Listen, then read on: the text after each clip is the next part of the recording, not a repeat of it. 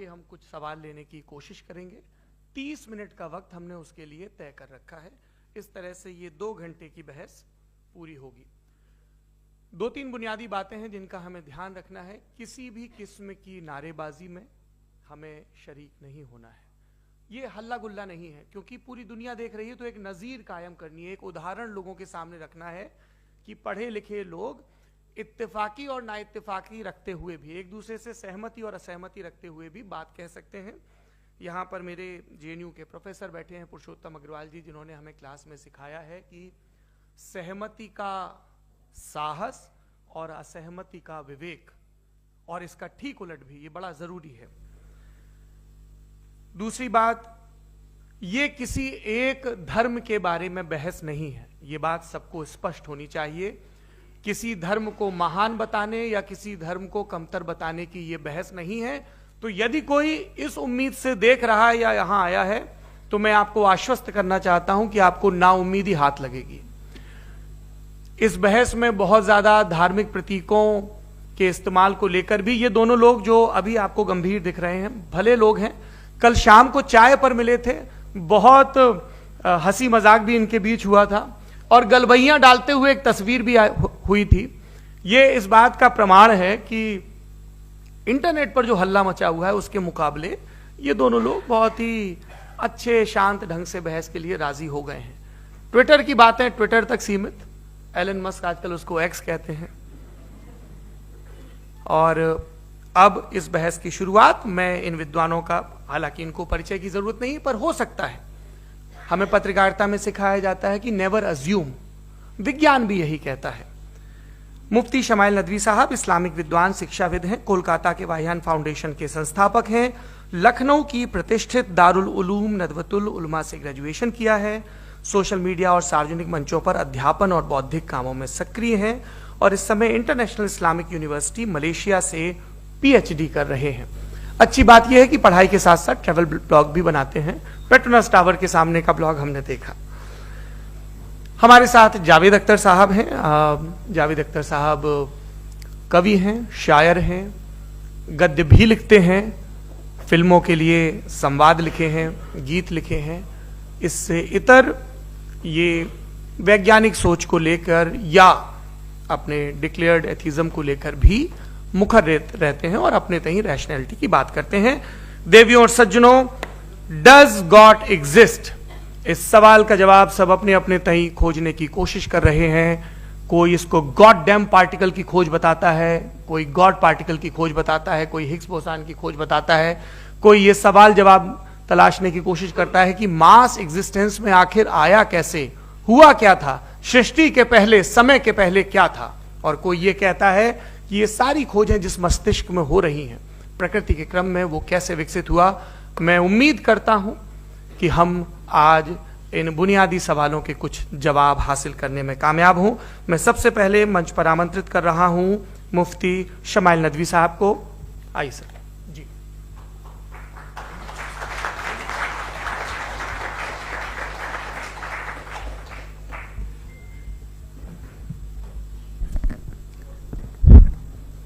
एक आखिरी गुजारिश, बोलना शुरू करें, आप लोग प्लीज अपने फोन फ्लाइट मोड पे या साइलेंट मोड पे रखें। एक बार चेक कर लें, कई बार बेध्यानी हो जाती है।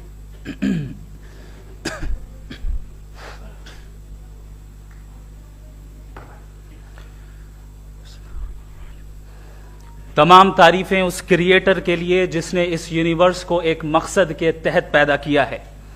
रिस्पेक्टेड जनाब जावेद अख्तर साहब, मिस्टर सौरभ द्विवेदी, और respected audience, thank you all for being here today.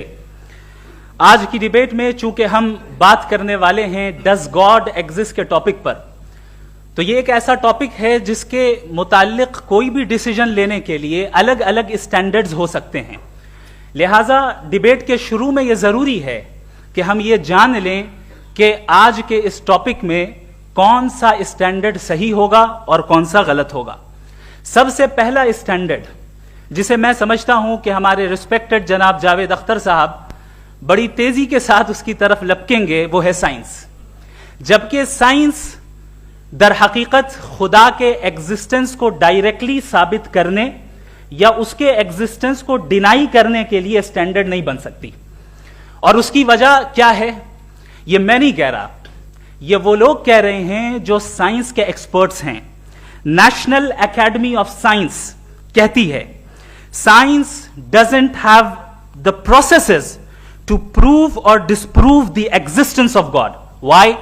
क्योंकि साइंस का ताल्लुक एम्पेरिकल एविडेंस से है और एम्पेरिकल एविडेंसेस का ताल्लुक हमारे नेचुरल और फिजिकल वर्ल्ड से है, जबकि गॉड नॉन फिजिकल और सुपर नेचुरल रियलिटी है। लिहाजा नॉन फिजिकल रियलिटी को आप उस टूल के साथ नहीं चेक कर सकते जिसका काम फिजिकल रियलिटी को तलाश करना है।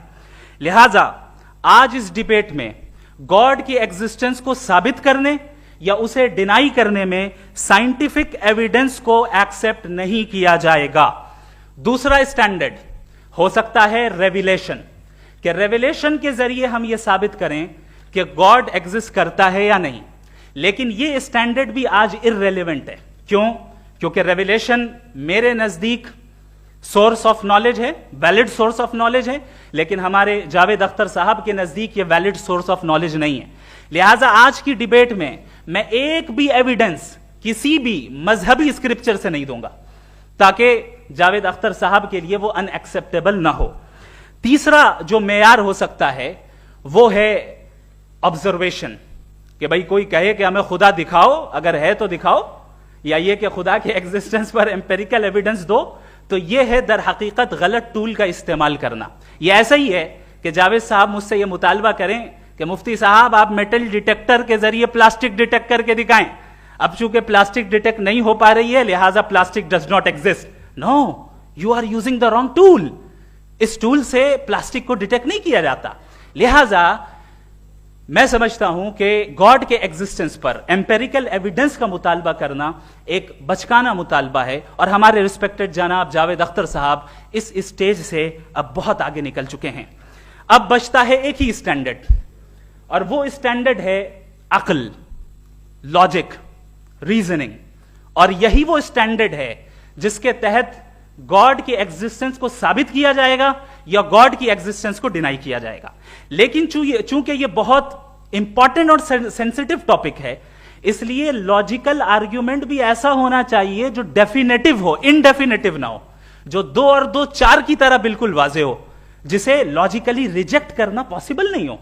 फॉर एग्जाम्पल हम कहें हमारे रिस्पेक्टेड मिस्टर सौरभ साहब, ये एक इंसान है और तमाम इंसान कॉन्शियस बीइंग है, लिहाजा नतीजा क्या निकला, हमारे सौरभ साहब भी कॉन्शियस बीइंग है।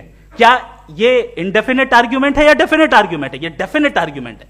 ये 2 और 2 की तरह वाजे है, इसमें किसी तरह जो है लॉजिकली इसको रिजेक्ट नहीं किया जा सकता। तो अगर आज हमारे जावेद अख्तर साहब ऐसी कोई अकली दलील और लॉजिकल एविडेंस दें खुदा के ना होने पर जो डेफिनेट भी हो, तो मैं ये ऐलान करता हूं कि यकीनन मैं उस एविडेंस को कबूल करूंगा और उस पर गौर करूंगा।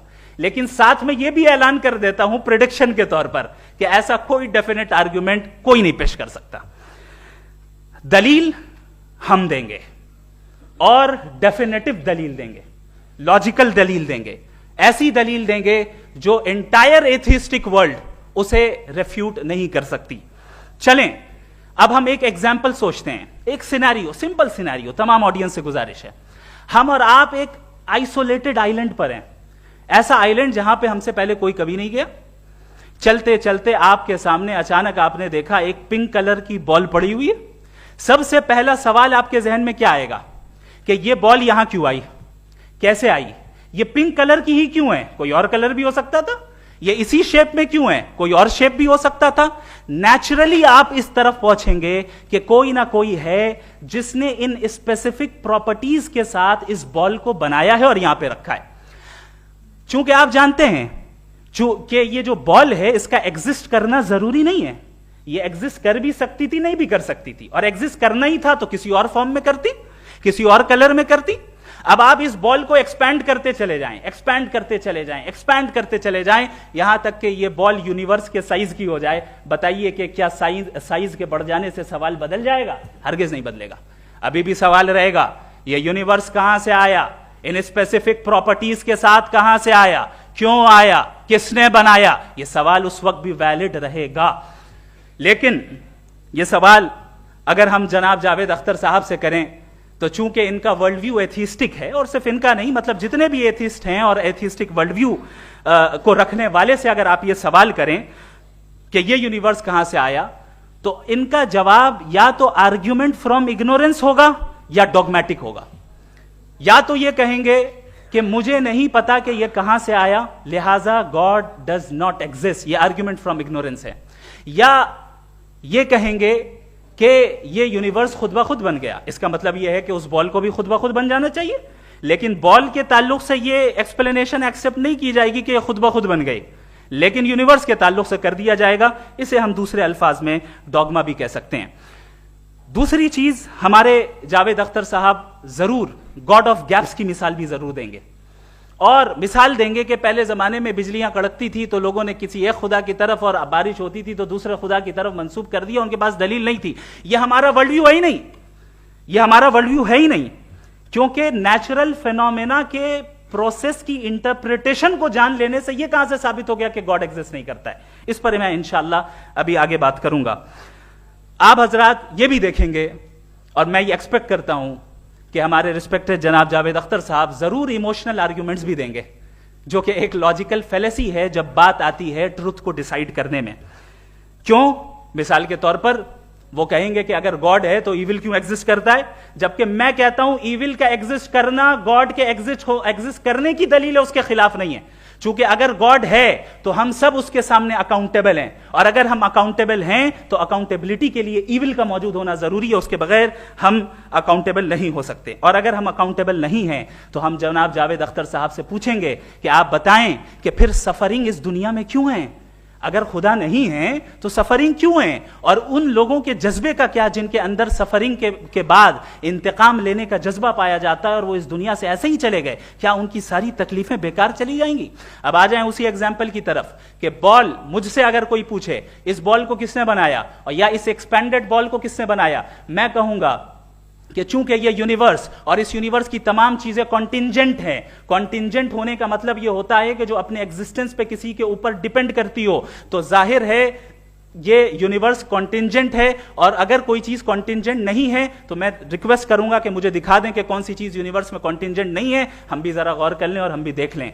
और जब कॉन्टिंजेंट चीजें मौजूद हैं तो फिलोसोफर्स की इस्तिलाह के मुताबिक, हम उस टर्मिनोलॉजी के मुताबिक हम उस जगह तक पहुंचते हैं और उस हस्ती तक पहुंचते हैं जिसे नेसेसरी बीइंग कहा जाता है, कि ये वो नेसेसरी बीइंग है जिसका मौजूद ना होना नामुमकिन हो। क्योंकि अगर ये मौजूद ना हो तो सारी चीजें एग्जिस्टेंस में आएंगी ही नहीं, और ये सारी कॉन्टिंजेंट चीजें उसी के ऊपर डिपेंड करती हैं। अब अगर आप ये सवाल करते हैं कि फिर उस हस्ती को किसने बनाया, फिर उसका कॉज क्या है, फिर उसका कॉज क्या है, फिर उसका कॉज क्या है, और एंडलेसली चले जाएं, इसे हम कहते हैं इन्फिनिट रिग्रेस ऑफ कॉजेज, जो कि लॉजिकल फेलेसी है। कॉन्सेप्चुअली इन्फिनिटी पॉसिबल है। मिसाल के तौर पे न्यूमेरिकल्स 1 2 3 गिनते चले जाएं, इन्फिनिट नंबर्स हैं। मैं कॉन्सेप्चुअली बात नहीं कर रहा, प्रैक्टिकली रियलिटी में साबित करके दिखाएं कि infinite regress of causes possible है या नहीं। अगर पॉसिबल है तो हम मान लेंगे, मिसाल दे दें, और पॉसिबल नहीं है तो एक ही ऑप्शन बचता है जिसे हम कहते हैं नेसेसरी बीइंग। ऐसी नेसेसरी बीइंग जो इंडिपेंडेंट है, क्योंकि अगर वो डिपेंडेंट हुई तो वो नेसेसरी नहीं रहेगी। ऐसी इंडिपेंडेंट बीइंग जो इटर्नल है, अगर वो इटर्नल नहीं होगी, उसकी बिगिनिंग होगी तो वो खुद कॉन्टिंजेंट है। ऐसी बीइंग जो पावरफुल है, क्योंकि कॉन्टिंजेंट को एक्चुअलाइज करने के लिए पावर चाहिए। ऐसी बीइंग जो इंटेलिजेंट है और नॉलेजेबल है, क्योंकि ये यूनिवर्स स्पेसिफिक फॉर्म और स्पेसिफिक लॉज ऑफ नेचर के तहत प्रिसाइजली चल रहा है। Thank you. थैंक यू मुफ्ती साहब। मैं इन दलीलों के बाद जावेद अख्तर साहब से गुजारिश करूंगा, आप बैठ के बोलना चाहेंगे या बाहर? जी।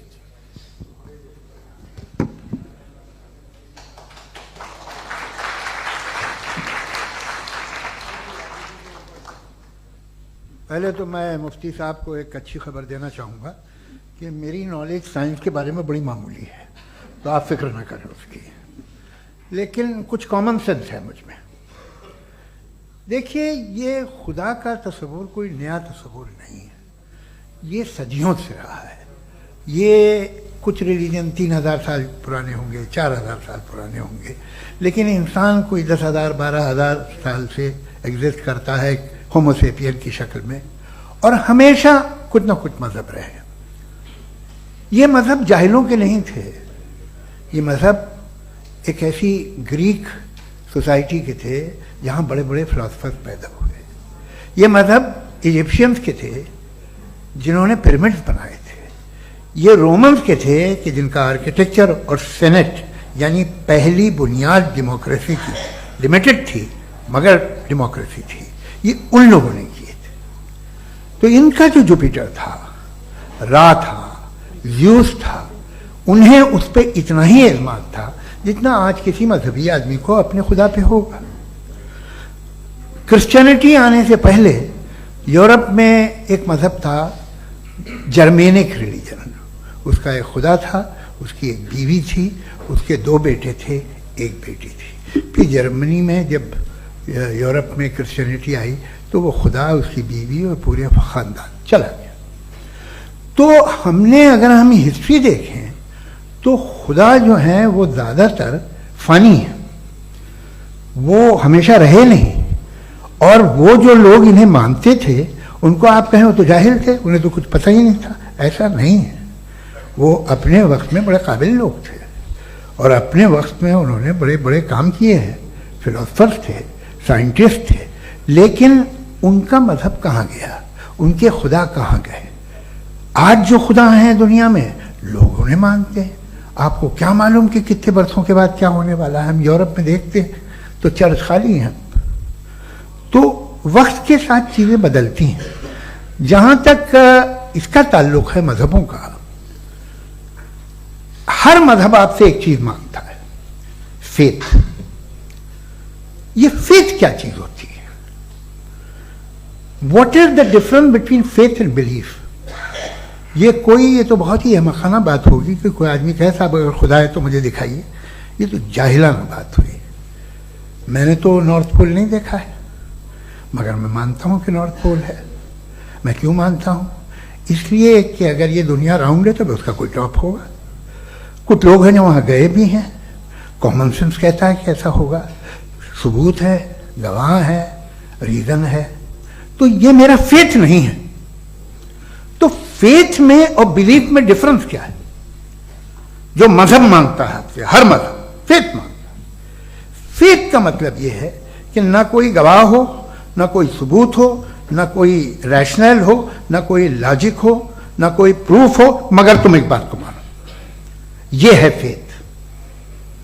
वरना बिलीफ होता। अगर इसमें कुछ भी सबूत होते, गवाह होते, तो फिर इसे आप बिलीफ कहते हैं। जैसे मेरा बिलीफ है कि नॉर्थ पोल है, मेरा फेथ थोड़ी है। फेथ इन तमाम शर्तों को रद्द करता है। तो फिर स्टुपिडिटी क्या है? अगर मैं एक बात ऐसी मानूं जिसकी ना कोई लॉजिक है, ना कोई रैशनल है, ना कोई प्रूफ है, ना कोई गवाह है, ना कोई सबूत है, और मैं उसे मानूं, तो ये स्टुपिडिटी हुई। इसे ही भाई कल को मैं यकीन कर लूं कि एलोन मस्क जो है मेरा भाई है, तो मुझे इंतहाई खुशी होगी, सुकून भी बहुत मिलेगा मुझे। लेकिन और कहे भाई क्यों मानते हो, क्या सबूत है? भाई वो तो अमेरिकन है और तुम तो इंडियन हो, वो तो नस्ल लगे, तुम्हें कभी मिले भी नहीं। साहब देखिए मेरा फेथ है, इस पे बात न किया। फेथ का मतलब ही यह है कि आप प्रूव नहीं कर सकते। अगर आप प्रूव कर सकते हो तो फेथ की जरूरत ही नहीं, फिर तो आप बात करेंगे, आप कितनी बहस कर लीजिए। अल्टीमेटली दुनिया का हर मजहब फेथ पे टिका है, और फेथ का मतलब है एक ऐसा यकीन जिसका कोई सबूत, कोई गवाह, कोई रैशनल नहीं। अब आप ये कहें, क्या आप ये क्यों कह रहे हैं कि साहब ये कायनात किसने बनाई? कमाल ये है कि आपने बताया कि एक आइलैंड पे गए और एक बॉल देखी। आपने ये नहीं कहा कि आइलैंड किसने बनाया, आपको सिर्फ बॉल पे हैरत हुई।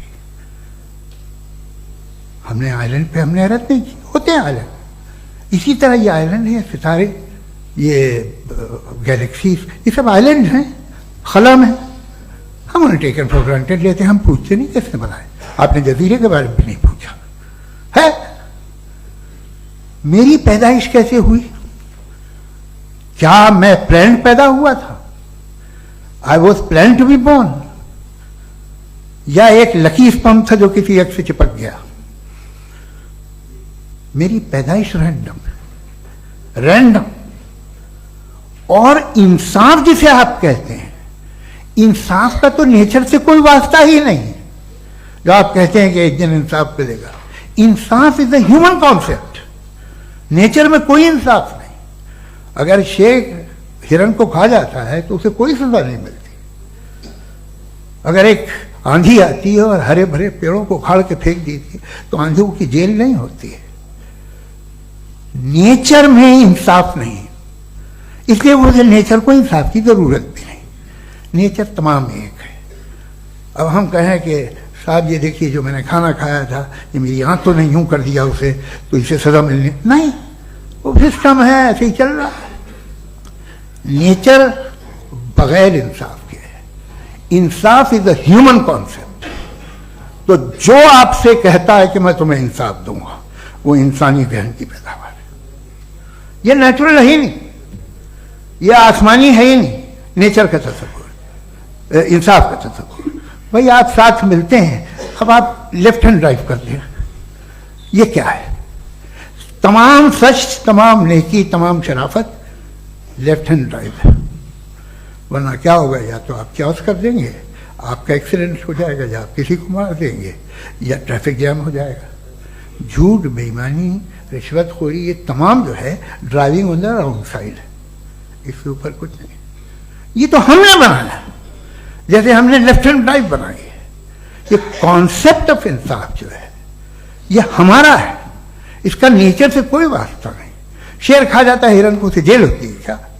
कुछ भी नहीं है ही नहीं। तो ये जो दुनिया के रिलीजन प्रॉमिस करते हैं आपसे इंसाफ, इसी से मालूम होता है कि ये मैन मेड है। ये तसव्वुर कहीं और का है ही नहीं। जो नेचर है, कुछ लोग कहते हैं नेचर ही खुदा है, तो नेचर में तो इंसाफ नहीं कहीं। और आप वादा कर रहे हैं कि तुम्हें मरने के बाद इंसाफ मिलेगा। मुझे अगर मिलेगा तो मैं बहुत खुश हूंगा, लेकिन मैं यकीन नहीं कर पाता हूं, इसलिए कि मैं फेथ नहीं पैदा कर सकता। The very fact that religion demand faith, इसका मतलब है कि उनके पास जस्टिफिकेशन नहीं है। अच्छा था, फिर रिलीजन अगर मॉडरेशन में है, कोई सा भी नहीं, वो आप में कुछ खूबियां भी पैदा करता होगा, देखिए उससे ये फायदा है, वो फायदा है। अल्कोहल जो है वो ज्यादातर दवाओं में यूज होती है, और एक सर्वे किया गया था अमेरिका में कि लॉन्जिटिविटी किन लोगों की है। तो एक तरफ वो लोग थे जो शराब पीते ही नहीं थे, और एक तरफ वो थे जो एक बोतल शराब रोज पीते थे। सबसे ज्यादा लंबी उम्र उनकी है जो 2 पैक नाप के शराब पीते और खाना खाते हैं। मगर हम शराब को बुरा समझते हैं, मैं भी बुरा समझता हूं। क्यों? ऐसा होता नहीं।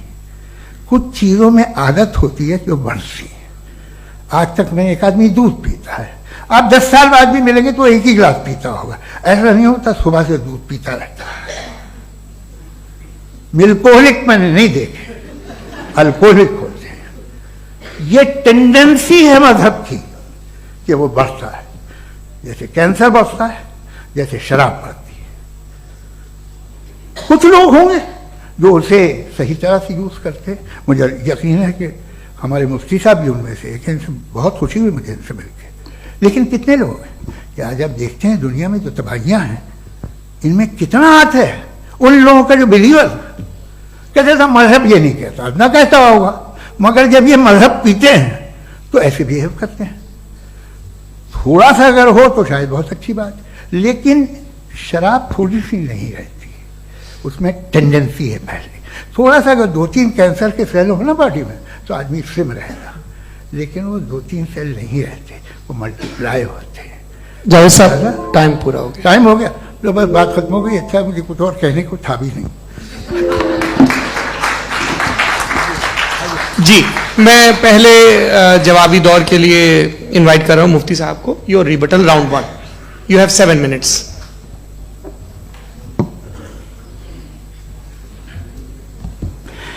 Thank you very much Javed साहब। आपकी बात को सुनकर बड़े महजूज हुए हम लोग। महजूज, do you understand? We enjoyed. Okay, अब थोड़ा सा लॉजिकली उसको हम लोग देखते हैं। दरअसल हम लोगों ने कल गुजारिश की थी मुफ्ती साहब से भी, जावेद साहब से भी, कि हिंदुस्तानी जबान आम फहम सबको समझ में आ जाए और जहां कहीं आप मुश्किल शब्द इस्तेमाल करें वहां बताते भी चलें। Thank you. तो सबसे पहले हमारे रिस्पेक्टेड जावेद साहब ने हवाला दिया कि खुदा फानी है, कितने मजहब आगे चले गए, किसी ने जुपिटर को खुदा माना, किसी ने किसी को माना। मैं कहता हूं जिसने कॉन्टिंजेंट चीज को खुदा माना, गलत माना, वो खुदा ही नहीं, वो खुदा ही नहीं है। हम तो नेसेसरी बीन को साबित करने बैठे हैं, वो नेसेसरी कॉज जो इटरनल है, जो अबदी भी है और अजली भी है, हम किसी और को साबित करने नहीं बैठे। दूसरी चीज उन्होंने कहा कि फेथ एंड बिलीफ, ये एक ऐसी डेफिनेशन है फेथ की जो इन्होंने पहली मर्तबा पेश की है, या माफ कीजिएगा इन्होंने पहली मर्तबा पेश नहीं की है, रिचर्ड डॉकिंस ने पहली मर्तबा पेश की है। मुझे मालूम है ये सोर्स कहां से है। एपिस्टेमोलॉजिकली फेथ और बिलीफ का फर्क आप इस तरह नहीं कर सकते सर। फेथ सही भी होता है, गलत भी होता है, बिलीफ सही भी होता है, गलत भी होता है। जो लॉजिक, रीजन और एविडेंस से बैक्ड होगा वो फेथ सही होगा। और आप जिस फेथ की बात कर रहे हैं कि इलॉजिकल है और उसके पीछे नहीं है, तो we are on the same page. हम नहीं मानते उस फेथ को, जो फेथ ऐसा हो जिसके पीछे कोई लॉजिक ना हो, एविडेंस ना हो, हम नहीं मानते। हम तो उस फेथ के कायल हैं जिसके पीछे लॉजिक हो और एविडेंस हो। तो बिलीफ सही भी होता है, गलत भी होता है, फेथ भी सही होता है और गलत भी होता है। तो आज फेथ और बिलीफ के डिफरेंस पे बात नहीं हो रही। आज आप चाहे फेथ एक्सेप्ट कर लें या बिलीफ एक्सेप्ट कर लें, आज ये बात होगी कि ट्रूथ क्या है, चाहे ट्रू बिलीफ सही है या ट्रू फेथ सही है, और फॉल्स फेथ क्या है और फॉल्स बिलीफ क्या है, बात इस पे हो रही। दूसरी चीज इन्होंने पूछा स्टुपिडिटी फिर क्या है। अगर फेथ रिलीजन स्टुपिडिटी नहीं है तो और क्या है? चूंकि फेथ का मुतालबा करते हैं तो स्टुपिडिटी क्या है? मैं कहता हूं स्टुपिडिटी एथिज्म है। उसकी वजह यह है कि आप एक सड़क पे जा रहे हो और आप किसी गार्डन में जाएं और देखें वहां लिखा है फूलों के साथ I love Javed Akhtar, and I really do, I love you sir. तो जब आप वहां पर पहुंचे तो वहां पहुंचकर अब ये बताएं, क्या आप ये कहेंगे वाह व्हाट अ नेचुरल सिलेक्शन? ये क्या नेचुरल सिलेक्शन है? नहीं, ये प्रिसाइजली डिजाइंड है, इसके पीछे डिजाइनर है। लिहाजा अगर कोई एक ऐसी कॉमन सेंस की बात को कबूल नहीं कर रहा है कि यूनिवर्स जो इतने प्रिसाइजली काम कर रहा है, हम कह दें कि खुद ब खुद बन गई, मैं समझता हूं इससे बड़ी स्टुपिडिटी और कुछ नहीं है। ये इर्रेशनल चीज है। फिर हमारे सर ने कहा कि आपने बॉल पे फोकस किया, आइलैंड पे फोकस नहीं किया। अरे आइलैंड को किसने बनाया यही समझाने के लिए तो बॉल की मिसाल दे रहा हूं। और बॉल भी कॉन्टिंजेंट है, आइलैंड भी कॉन्टिंजेंट है, दोनों नेसेसरी बीइंग का मुतालबा करते हैं। आगे इन्होंने कहा कि नेचर में कोई इंसाफ नहीं है। हम डिसाइड करते हैं कि मोरालिटी क्या होती है, इंसाफ क्या होता है। हम डिसाइड करते हैं, जैसे ड्राइविंग सीट में ट्रैफिक वाला, ये तो किसी खुदा ने नहीं कहा, यह है, इसे कहते हैं फॉल्स इक्विवेलेंस। ये एक लॉजिकल फेलेसी है। आपने जो है मिसाल दी ड्राइविंग की और ट्रैफिक की, ये सब्जेक्टिव मोरालिटी है। आप सब्जेक्टिव मोरालिटी को मिसाल बनाकर ऑब्जेक्टिव मोरालिटी के ऊपर नहीं थोप सकते। इंसाफ की ऑब्जेक्टिव मोरालिटी है। अगर आप ये कहते हैं कि नेचर में इंसाफ नहीं है तो इंसाफ का न होना ये नेचुरल हुआ, तो फिर नेचर को नेचर रहने दे, क्यों हम इतना स्ट्राइव कर रहे हैं दुनिया में इंसाफ लाने के लिए? ये तो इलॉजिकल बात है, इर्रेशनल बात है। इसलिए बहुत सी चीजें ऐसी हैं जो ऑब्जेक्टिवली जो है इविल या गुड हैं, और बहुत सी चीजें ऐसी हैं जो सब्जेक्टिवली हैं। सब्जेक्टिवली जो मोरल होता है या इमोरल होता है उसको हम सोशल कंसेंसस से या पर्सनल प्रेफरेंस से डिसाइड करते हैं। लेकिन जो ऑब्जेक्टिव मोरालिटी है, जिसमें इंसाफ आया, जो इन्होंने बार बार रिपीट किया, ये ऑब्जेक्टिव है, सब्जेक्टिव नहीं है। अगर आप कहते हैं ये सब्जेक्टिव है तो मेरा सवाल आपसे ये है, क्या सोशल कंसेंसस के जरिए अगर जुल्म को सही करार दे दिया जाएगा तो आप जुल्म को जस्टिफाई करेंगे? दूसरी चीज इन्होंने यह कहा कि 2 पैक शराब पी लें तो वो उतने पे नहीं रहता, बढ़ जाता है। यही मामला मजहब के साथ है। 2 पैक आप पी लें बढ़ेगा। तो ये एक ऐसी मिसाल है, इसको कहीं भी फिट कर लें कि आप एथिज्म पे जब फिट करें, जब आप 2 पैक एथिज्म का लेंगे ना तो वो बढ़ बढ़ के नॉर्थ कोरिया बनेगा। Thank you.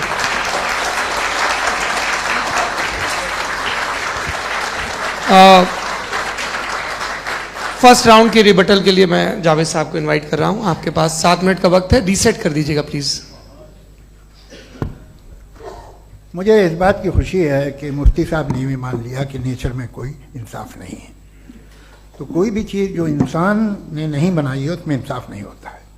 एक बात मैं आपसे अर्ज करूं, जरा पता लगा लीजिएगा, ये जो आप बाग में जाते हैं बेहद खूबसूरत फूल देखते हैं ना, इनमें से कोई नेचुरल नहीं है।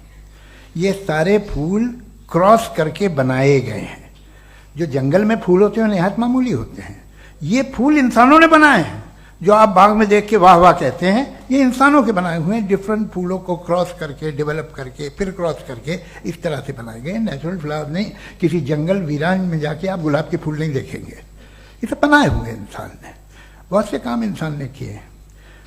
बाकी है कि आपने मेरी एक बात का जवाब नहीं दिया, जिससे मुझे शिकायत है कि फेथ क्या है और आप फेथ मांगते क्यों हैं मुझसे? आप तो लॉजिकल हैं, आपके पास तो सारे रैशनल्स हैं, आपके पास सारे सबूत हैं, तो आपको फेथ की डिमांड क्यों करते हैं कि भाई तुम सरेंडर कर दो और सवाल मत करो?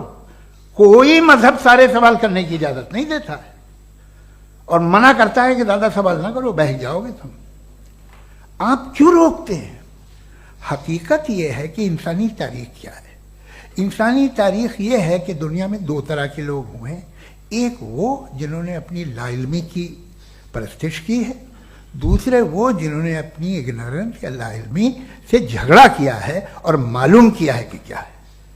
ये जो आप कह रहे हैं, आज आप हैरान हैं कि भाई ये यूनिवर्स कैसे बनी। लोग हैरान थे कि सूरज डूबता है तो इधर से कैसे निकलता। और आप एक कदम जाके हमेशा का मानने को तैयार है, एक कदम पीछे ही मान जाइए।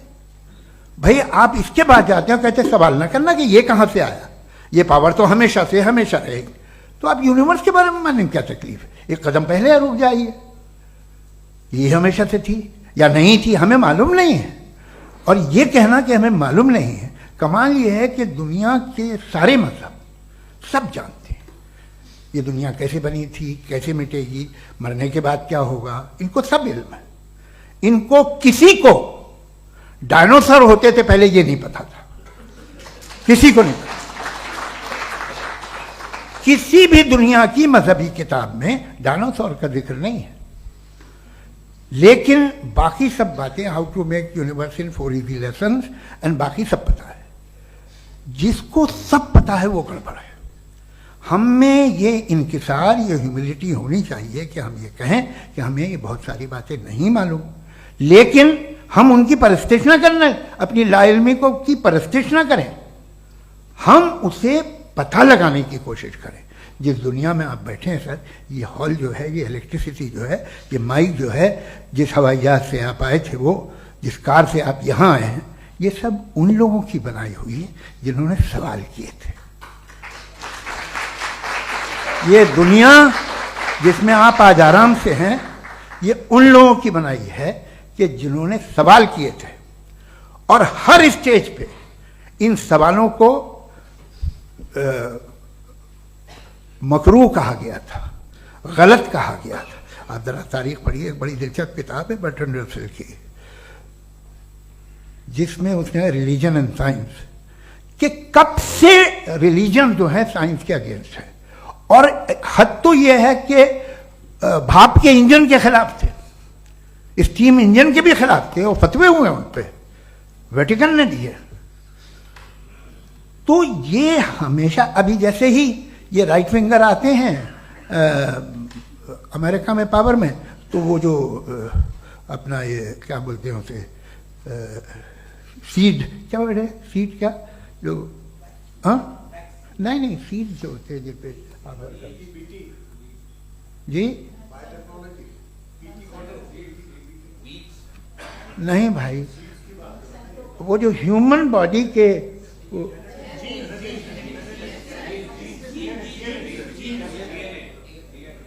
उस पर रिसर्च बंद हो जाती है, रिपब्लिकन नहीं करने देते। अरे भाई इतना डर क्या है तुम्हें? एक जमाने में बहुत नाराज थे ये सारे मजहबी लोग कि ये इंसान तो इंसान बनाने की कोशिश कर रहा है। आपको क्या तकलीफ भाई, बना ले तो बना लेने दो, ये खौफ क्या है? और ये सब आज जो आप कह रहे हैं नामुमकिन है, ये कैसे हुआ? मुझे एक किस्सा याद आता है। जब मैं 6ठी क्लास में था तो मैं मैथमेटिक्स में बहुत वीक था, तो एक टीचर रख दिया गया, उसने 1 2 3 4 5 6 7 तो सिखा दिया मुझे। वो दिन मैं भूल नहीं सकता हूँ मुफ्ती साहब, जिस दिन उसने ये बताया कि 1/2 क्या होता है और 3/4 क्या होता है। मुझे ऐसा लगा कि मेरा सर बीच से फट जाएगा। यह आदमी कह रहा है कि जो दीवार के अंदर जाओ वॉक करते हुए। आज हंसता हूं मैं इस बात पे। तो आज जो बातें आपके जहन से बिल्कुल परे हैं और आप हैरान होते उन्हें देख के, एक वक्त आएगा कि मामूली लगेंगे। और हुआ है, आपकी इंसानी तारीख ही है। इतनी जल्दी सारे फैसले आप मत कर लीजिए, थोड़ा ये ह्यूमिलिटी रखिए कि भाई ये हमें नहीं मालूम। ये कहने में क्या है, ये यूनिवर्स कहाँ तक फैली, ये कब से है और कब तक रहेगी, हमें नहीं मालूम। आपने फैसला कर लिया कब बनी। ये आपके हिसाब से कोई 14 बिलियन ईयर बनी जो समझा जाता है। उससे पहले हजारों करोड़ों अरबों साल तक खुदा बैठा क्या कर रहा था? खामोश बैठा था, ऐसी जमाइयां ले रहा था। फिर उसे आइडिया आया, यार एक काम करते, वक्त अच्छा गुजर जाएगा, यूनिवर्स बना दे। सोचिए, वो तो हमेशा से है ना, मगर यूनिवर्स हमेशा से नहीं है, ये तो बनाई गई है। और उससे पहले क्या था, इनका क्या काम था? कैसी बात है, ये बड़ा आसान है। जो बात हमें आज धीरे धीरे पता चली है, बरसों 2000 और 2500 साल पहले आपको किसी ने बता दिया कि क्या था, आप मान गए, और तब से वही मान रहे हैं जो 2500 साल पहले कहा गया था। सब कुछ बदल गया है, सॉल्व हो रही हैं चीजें। अभी साइंस बिल्कुल दावा नहीं करती, या कोई फिलोसफर ये दावा नहीं करता कि हमें सब मालूम, बल्कि वो कहता है कि हमें जितना मालूम होता है उससे ये मालूम होता है कि हमें कितना कम मालूम। तो हम अपनी जहालत से लड़े, उसकी परस्तिश न करें। जी, time. Thank you so much. मैं तर्कों की श्रृंखला में राउंड 2 के लिए मुफ्ती साहब को आमंत्रित कर रहा हूं। आपके पास एक बार फिर से 7 मिनट का वक्त है। शुक्रिया। जनाब जावेद अख्तर साहब कई मर्तबा दोहरा रहे हैं कि फेथ का मतलब बताइए, फेथ का मतलब बताइए। मैंने बता दिया, फेथ सही भी होता है, गलत भी होता है। और आज हम फेथ पे बात नहीं कर रहे, हम ट्रुथ और डज गॉड एग्जिस्ट पे बात कर रहे हैं। क्या डज गॉड एग्जिस्ट, ये ट्रुथ यानी गॉड है या नहीं है, इसमें से दोनों ट्रुथ क्या है। अब आप उसे फेथ कह लें, बिलीफ कह लें, नॉट माई बिजनेस। उसके बाद आपने कहा कि भाई सवाल करने से मजहब रोकता है। मैं कहता हूं जो रोकता है वो रोकता होगा, मैं नहीं रोकता, बल्कि सवाल करें, सवाल करना चाहिए। सवाल कर करके तो हम आगे बढ़ते हैं, तरक्की करते हैं, और इसीलिए मैं आज यहां पे आया हूं। लेकिन सवाल सिर्फ खुदा से नहीं होगा, आपसे भी होगा।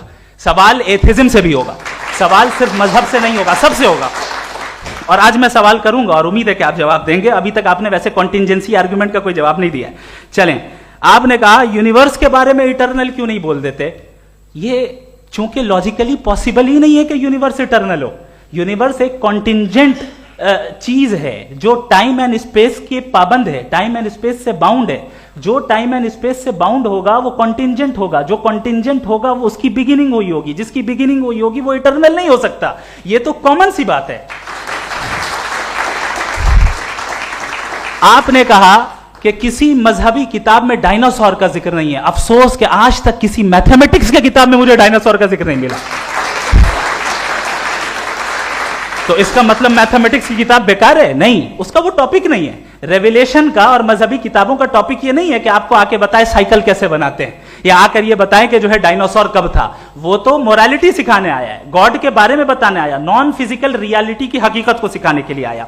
रिलीजियन साइंस को रोकता है? नहीं रोकता। अगर रोकता है तो गलत करता है। रिलीजियन साइंटिज्म को रोकता है, जिसमें हमारे जावेद साहब मुब्तला है।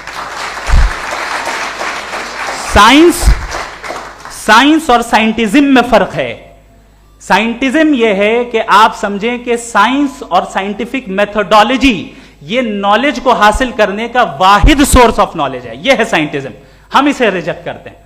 हम साइंस को तो तरक्की करते हैं, भाई आप हमारी पूरी तारीख कर लें, पढ़ लें तो आपको पता चल जाएगा। बहरहाल ये अलग टॉपिक है। उसके बाद इन्होंने एक लफ्ज कहा, वेटिकन ने फतवा दिया। वेटिकन का फतवे से कोई ताल्लुक नहीं है, दोनों कॉन्ट्राडिक्टरी अल्फाज हैं। उसके बाद उन्होंने कहा कि भाई हमें नहीं मालूम। अगर नहीं मालूम तो क्लियरली कह देना कि नहीं मालूम है, इसमें क्या हरज है। तो वही तो मैं कह रहा हूं ना कि आप कह दें कि नहीं मालूम, लेकिन क्लेम क्यों कर रहे हैं कि गॉड एग्जिस्ट नहीं कर रहा है।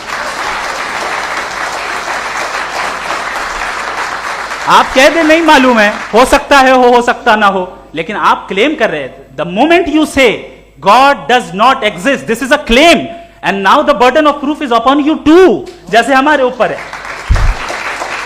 और क्यों है मैं बताता हूं, क्यों है ये भी मैं बताता हूं। फिलोसॉफिकली जो क्लेम होता है ना, सिर्फ ये नहीं होता कि इंसान कहे पॉजिटिव क्लेम करे और नेगेटिव क्लेम करे तो बर्डन ऑफ प्रूफ नहीं है। आप मिसाल के तौर पे मैं कहूं कि फुला उस कमरे में कोई नहीं है, मैंने एक नॉलेज का क्लेम किया है। उस कमरे में कोई नहीं है, मैंने एक नॉलेज का क्लेम किया। या तो मैं कहूं मुझे नहीं पता, हो भी सकता है नहीं भी हो सकता है, this is not a claim. लेकिन जब मैं कह रहा हूं कि वहां कोई नहीं है या मैं कह रहा हूं वहां कोई है, दोनों क्लेम है और दोनों के ऊपर बर्डन ऑफ प्रूफ है। हमारे ऊपर भी बर्डन ऑफ प्रूफ है, मैंने कंटिजेंसी आर्ग्यूमेंट दिया, इसे तोड़कर दिखाइए। आखिरी चीज, इन्होंने कहा कि खुदा दुनिया बनाने से पहले 150 साल पहले या करोड़ों साल पहले क्या कर रहा था। अरे हजरत, चलें बहरहाल मैं जवाब दे देता हूं, आप हमारे रिस्पेक्टेड पर्सनालिटी हैं, अगर आप नहीं होते तो मैं इसे एंटरटेन ही नहीं करता। टाइम, ये 100 साल पहले या 100 साल बाद, पहले बाद में अभी, ये वो अल्फाज हैं जिनका ताल्लुक टाइम से है।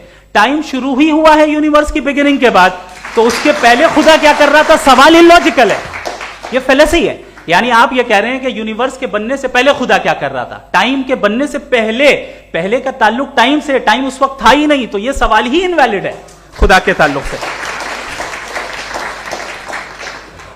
दूसरी चीज, आर्ग्यूमेंट ऑफ कंटिजेंसी जो मैंने आपके सामने पेश की है, आपने बार बार ये प्रूफ किया और ये कह रहे हैं कि गॉड ऑफ गैप्स। देखिए पहले नहीं मालूम था, साइंस ने कर दिया। सिंपल की मिसाल से मैं समझा देता हूं। जिस गैप्स की आप बात कर रहे हैं ना, साइंस उन गैप्स को जिन चीज के जरिए भी प्रूव करेगा वो कॉन्टिंजेंट ही होगा, अब चाहे वो फोर्स हो, मैटर हो या एनर्जी हो। लिहाजा सवाल हमारा उस वक्त भी वैलिड होगा जब तक कि आप नेसेसरी बीइंग पे ना आ जाएं, और इन्फिनिट रिग्रेस पॉसिबल नहीं है of causes in practical world, तो जाहिर है कहीं रुकना पड़ेगा, जहां रुकेंगे वही खुदा है। दूसरी चीज, आपने ये कहा, क्या कह रहा था मैं, किस पॉइंट को? What? Oh no, after that. Just now. हाँ, जहां रुकेंगे वही खुदा है। बहरहाल, तो टाइम का जिक्र हो गया, गॉड ऑफ गैप, सॉरी, या इसकी एक मिसाल आप ले लें। एक कार है, एक साहब ने देखा कि भाई कार जो है उसके व्हील्स कितने अच्छे लगे हुए हैं, सही जगह पे, स्टीयरिंग जो है कितने अच्छे जगह पे लगी हुई है, और सीट्स कितने वेल डिजाइंड है, कितनी प्रिसाइजली ये कार काम कर रही है, तो जरूर कोई ना कोई इसे क्रिएट किया है, किसी ने क्रिएट किया है। अब जावेद साहब आए और कहे, अरे जनाब बोनेट खोलिए, इसमें इंजन है, इंजन इस कार को चला रहा है, hence prove no one has created the car. This is illogical, this is irrational. आपने इंजन के जरिए उस गैप को तो साबित किया, लेकिन क्या उससे कार की जो क्रिएशन है और उसका जो क्रिएटर है ये इम्पॉसिबल हो जाए, ऐसा पॉसिबल है? उसका सवाल खत्म हो जाए, ऐसा पॉसिबल है? नहीं। आपने गैप्स को फिल करके, कॉन्टिंजेंट चीजों से गैप्स को फिल करके हमारे ऑब्जर्वेशन को और ब्रॉड कर दिया। अब हमें और पता चल गया कि ये जो कार है इसका सिस्टम कितना ज्यादा कॉम्प्लेक्स है। पहले कम समझते थे, अब कॉम्प्लेक्सिटी और ज्यादा वाजे हो गई। अब हमें समझ में आ रहा है कि हमारी सर्टेनिटी और बढ़ गई कि जरूर इस कार को किसी ना किसी ने बनाया। यही मामला यूनिवर्स का है। साइंस हमेशा फिजिकल वर्ल्ड की चीजों को ही फिल करती जाएगी और फिजिकल चीजों से ही करती जाएगी, चूंकि एम्पेरिकल एविडेंस का ताल्लुक फिजिकल वर्ल्ड से है। आप साइंस के जरिए मेटाफिजिकल रियलिटी को कभी साबित नहीं कर सकते। ये रॉन्ग टूल का इस्तेमाल करना है। ये वही काम है कि आप मेटल डिटेक्टर से प्लास्टिक डिटेक्टर करने चलें, जो कि जाहिर है सही नहीं है। Thank you.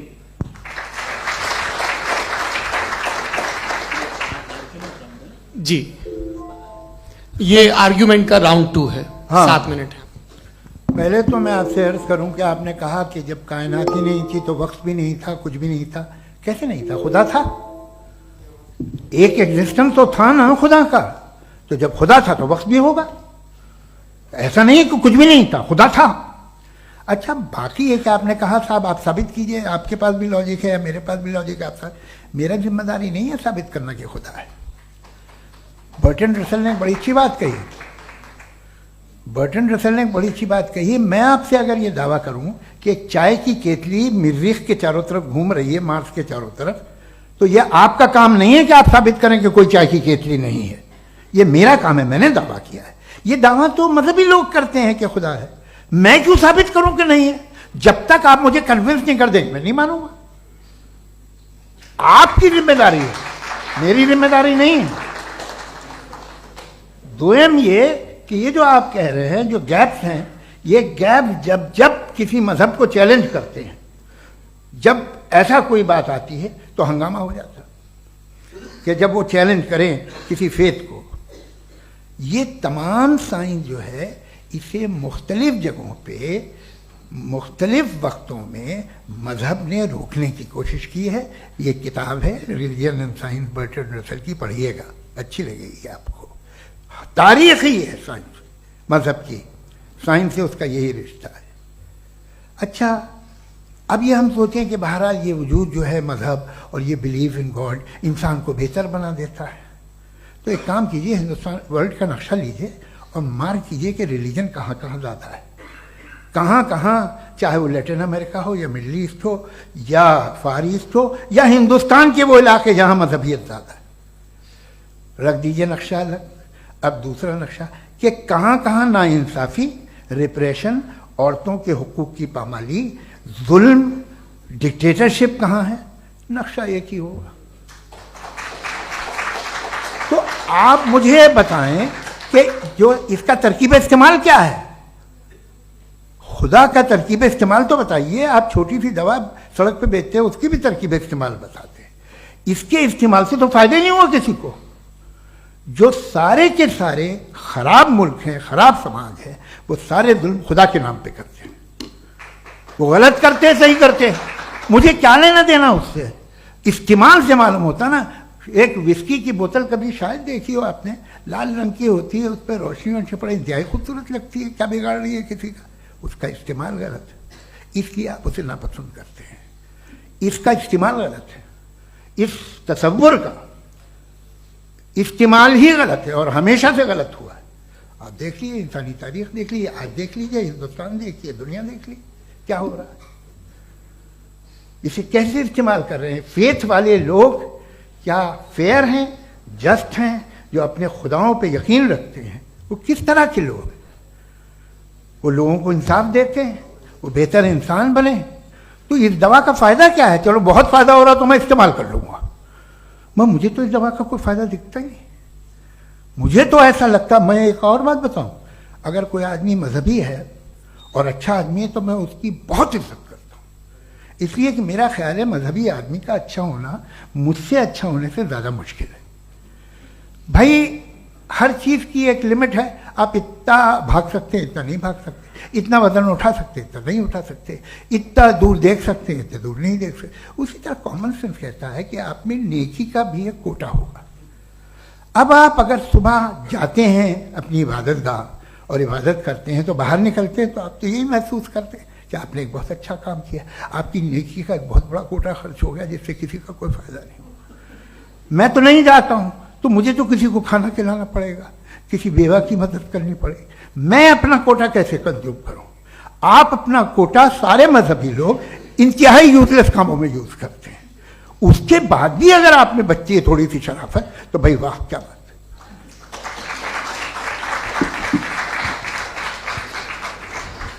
है। एक तो मुझे ये बात बहुत अच्छी लग रही है कि दोनों ही विद्वान समय को मानते हैं और बहुत समय से अपनी दलीलें और बाज दफा समय से पहले अपनी तकरीरें पूरी करके अपनी अपनी कुर्सी पर बैठ रहे हैं।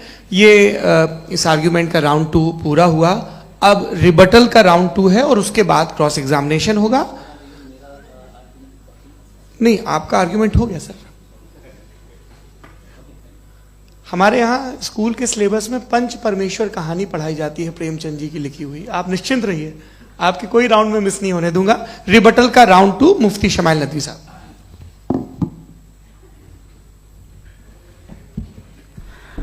असल में जो हकीकी प्रॉब्लम है, असल प्रॉब्लम है वो ये है कि जावेद साहब के पास कॉन्सेप्ट ऑफ गॉड क्लियर नहीं है। इन्होंने कहा कि कायनात से पहले खुदा तो था, तब भी तो टाइम होगा। ये टाइम कायनात का हिस्सा है। हम खुदा, उस खुदा को मानते हैं, नेसेसरी बीइंग का टाइमलेस होना जरूरी है, चूंकि वो टाइम का क्रिएटर है। जब उसने टाइम को क्रिएट किया तो वो खुद टाइम पे कैसे होगा? उसने जब स्पेस को क्रिएट किया तो खुद स्पेस में कैसे होगा? अगर वो टाइम एंड स्पेस को पहले से ही उसका पाबंद है तो फिर किस चीज को उसने क्रिएट किया? लिहाजा ये सवाल गलत है कि खुदा था तो टाइम होगा। बिल्कुल नहीं, टाइम के पाबंद हम है, खुदा नहीं है। हम फिजिकल वर्ल्ड से ताल्लुक रखते हैं, वो मेटाफिजिकल रियलिटी है। दूसरी चीज इन्होंने मिसाल दी कि चाय की केतली हवा में घूम रही होगी, और पता नहीं शायद वो बर्टन रसेल का उन्होंने हवाला दिया। बहरहाल यही प्रॉब्लम है। प्रॉब्लम यही है कि हम चीजों के दरमियान डिफरेंशिएट नहीं कर पाते हैं। ये जो आपने मिसाल दी ये इमेजिनेशन है, और मैं जो साबित कर रहा हूं वो लॉजिकल नेसेसिटी है। आप इमेजिन करने आए तो कुछ भी करें, जुपिटर में पिंक एलिफेंट होगा, यूनिकॉर्न होगा, करें, उससे कायनात पे क्या फर्क पड़ता है? उससे आप लॉजिकल नेसेसिटी साबित नहीं कर सकते। मैं तो उस प्राइम कॉज की बात कर रहा हूं, उस नेसेसरी बीइंग की बात कर रहा हूं जिसके बगैर इस कायनात का एग्जिस्टेंस मुमकिन नहीं है। दूसरी चीज, मजहब को साइंस चैलेंज करती है वगैरह वगैरह, ये हमारा टॉपिक ही नहीं है। मैं इस पे बात करूंगा तो फिर मेरा वक्त चला जाएगा। मजहब के ऊपर चूंकि हमारी डिस्कशन नहीं है, साइंस को मजहब और बिलखुसूस मैं और हमारा वर्ल्ड व्यू कम अज कम साइंस को पीछे नहीं करता है, साइंटिज्म की मजम्मत करता है। इसकी वजाहत मैंने पहले कर दी। दूसरी चीज इन्होंने कहा वर्ल्ड का नक्शा लीजिए, वर्ल्ड मैप लीजिए, दो अलग अलग जगह की। हजरत, मैंने ये होमवर्क किया था और मैंने मिडिल ईस्ट का एक नक्शा लिया और यूरोप का एक नक्शा लिया, ये मजहबी इलाका और ये लिबरल और एथीस्ट इलाका। मुझे पता चला कि सबसे ज्यादा रेप केसेस जो हैं वहां पर है।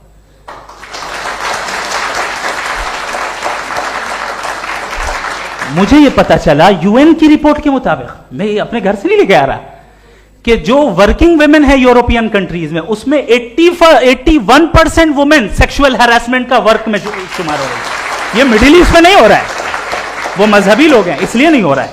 दूसरी चीज, आपने ये कहा कि मजहबी आदमी का अच्छा होना हमारे अच्छे होने से बहुत मुश्किल है, बहुत मुश्किल है। तो इसका मतलब यह है कि गॉड के अलावा आपके पास अच्छे और बुरे का कोई स्टैंडर्ड है।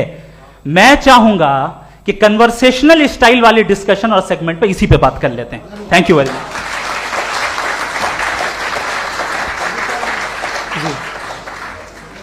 ये रिबटल का राउंड 2 है, आपके पास 5 मिनट का वक्त है और इसके बाद क्रॉस एग्जामिनेशन शुरू करेंगे। आप चाहें तो जो इन्होंने सवाल पूछे उनके जवाब आप रिबटल में भी दे सकते हैं। जी जी, देखिए पहले तो ये बात कि ये मिसाल गलत नहीं है, गलत है। इन्होंने पहले ही हमको डिसार्म कर दिया, कह लिया अकल से मामला सॉल्व नहीं हो सकता, लॉजिक से आप पहुंच नहीं सकते। ये एक मेटाफिजिकल चीज़ है। मेटाफिजिकल अजीब सा लफ्ज़ है, ठीक से किसी को माने नहीं मालूम इसके, तो ऐसा लगता है कुछ बड़ी चीज़ है। अरे भाई क्या होता है मेटाफिजिकल, बताओ, खड़ी हो। ये एक लफ्ज़ है जो कहीं भी इस्तेमाल हो जाता है। जब आप एक बात कर रहे हैं और आप मुझसे बहस कर रहे हैं तो मुझे मेटाफिजिकल मत बताइए, आप लॉजिकली मुझे प्रूफ किए। और अगर लॉजिकली आप नहीं बात करते साहब ये मेटाफिजिकल है, तो फिर हम आप बात क्या कर रहे हैं? मेरा आपका किस ज़बान में कॉन्वर्सेशन होगा? और ये कहना कि वक्त पहले नहीं था, तो फिर क्यों कहते हैं ये हमेशा से और हमेशा रहेगा? हमेशा वक्त है, तो आप कैसे कहते हैं वो हमेशा से है और हमेशा रहेगा? हमेशा का मतलब है कोई वक्त, अगर वक्त ही नहीं है तो हमेशा कैसे? बाहर वो रहेगा। अब मैं ये देखता हूं, आपने कहा ना कि वहां रेप ज्यादा होते हैं, तो हम एक बात देखते हैं कि दुनिया जिस पे वो कादर मुतलक है, जिसकी मर्जी के बगैर पत्ता भी नहीं हिलता, ओमनीपोटेंट है, ये दुनिया चल कैसे रही है? और इस दुनिया का हाल क्या है? 45,000 बच्चे जो 10 साल की उम्र से कम थे वो गाजा में मरे। भूख से काला हांडी में बच्चे मरते हैं और डिप्थेरिया से मरते हैं। डिप्थेरिया अजीब मर्ज है, गले में जाली बनना शुरू होती है, बच्चा नीला हो जाता है, गरीब का बच्चा, इसलिए कि उपास इलाज में। ये कादर मुतलक है, जो चाहे कर दे। इससे आप दुआएं मांगते हैं हमारी ये काम कर दे वो कर दे, तो इसका मतलब डे टू डे लाइफ में वो इंटरफेयर करता है और ये देख रहा है वो। अगर वो वाकई भी है फॉर डिस्कशन सेक, तो मैं जब दुनिया देखता हूं तो मेरे दिल में उसके लिए कोई इज्जत नहीं पैदा होती। ये क्या कर रहे हो तुम पूरे ऑल पावरफुल हो, ओमनीपोटेंट हो, ओमनी प्रेजेंट हो।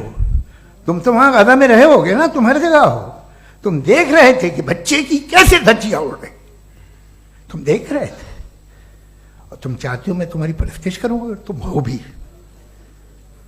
अरे यार, इससे अच्छे तो हमारे चीफ प्राइम मिनिस्टर हैं, कुछ तो ख्याल करते हैं। कमाल है। आप किसकी इबादत कर रहे हैं? अगर वो है भी, ये दुनिया नाइंसाफी से, जुल्म से, जबर से, तशद्दुद से भरी हुई। और आप ये मत कहिएगा कि वो देख रहा है और वो बताएगा एक दिन। अगर वो देख रहा है और इंटरफेयर नहीं करता तो आप दुआ क्यों मांगते?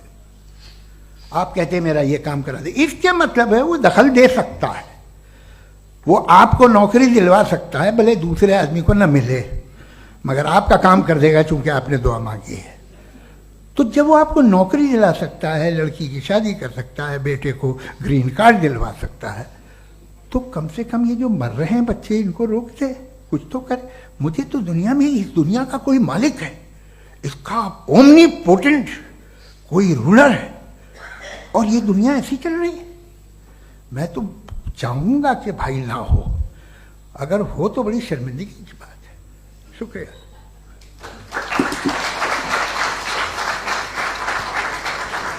देवियों और सज्जनों, इस बहस के 2 राउंड और 2 रिबटल पूरे हो चुके हैं। अब सबसे जरूरी और सबसे मुश्किल राउंड शुरू हो रहा है, क्रॉस एग्जामिनेशन का। अब इन विद्वानों की सज्जनता की एक परख भी होगी, और वक्त हमने 16 मिनट का तय किया है। पहला सवाल आप पूछना चाहेंगे? जी बिल्कुल। पहले बोले भी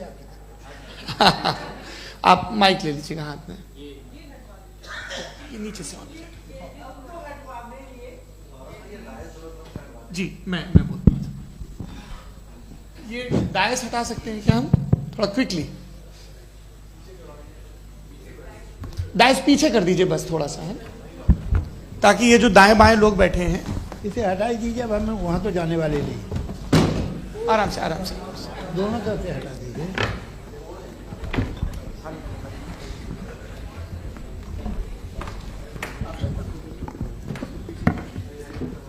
इस बीच आप लोग भी अपने अपने सवाल तैयार कर लें।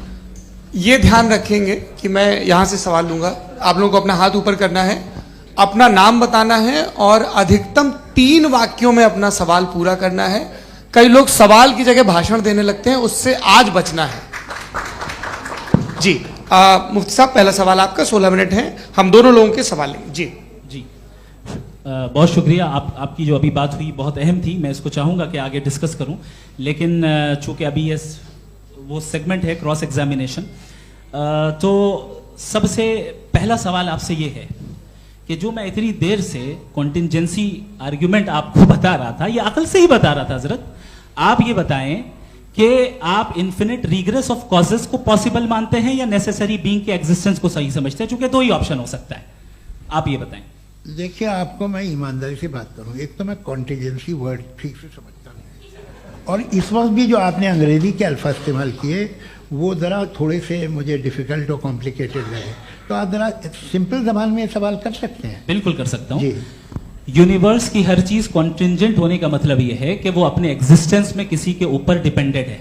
जो भी चीज डिपेंडेंट होगी वो चीज इंडिपेंडेंट नहीं हो सकती, तो उसका कोई ना कोई कॉज होगा।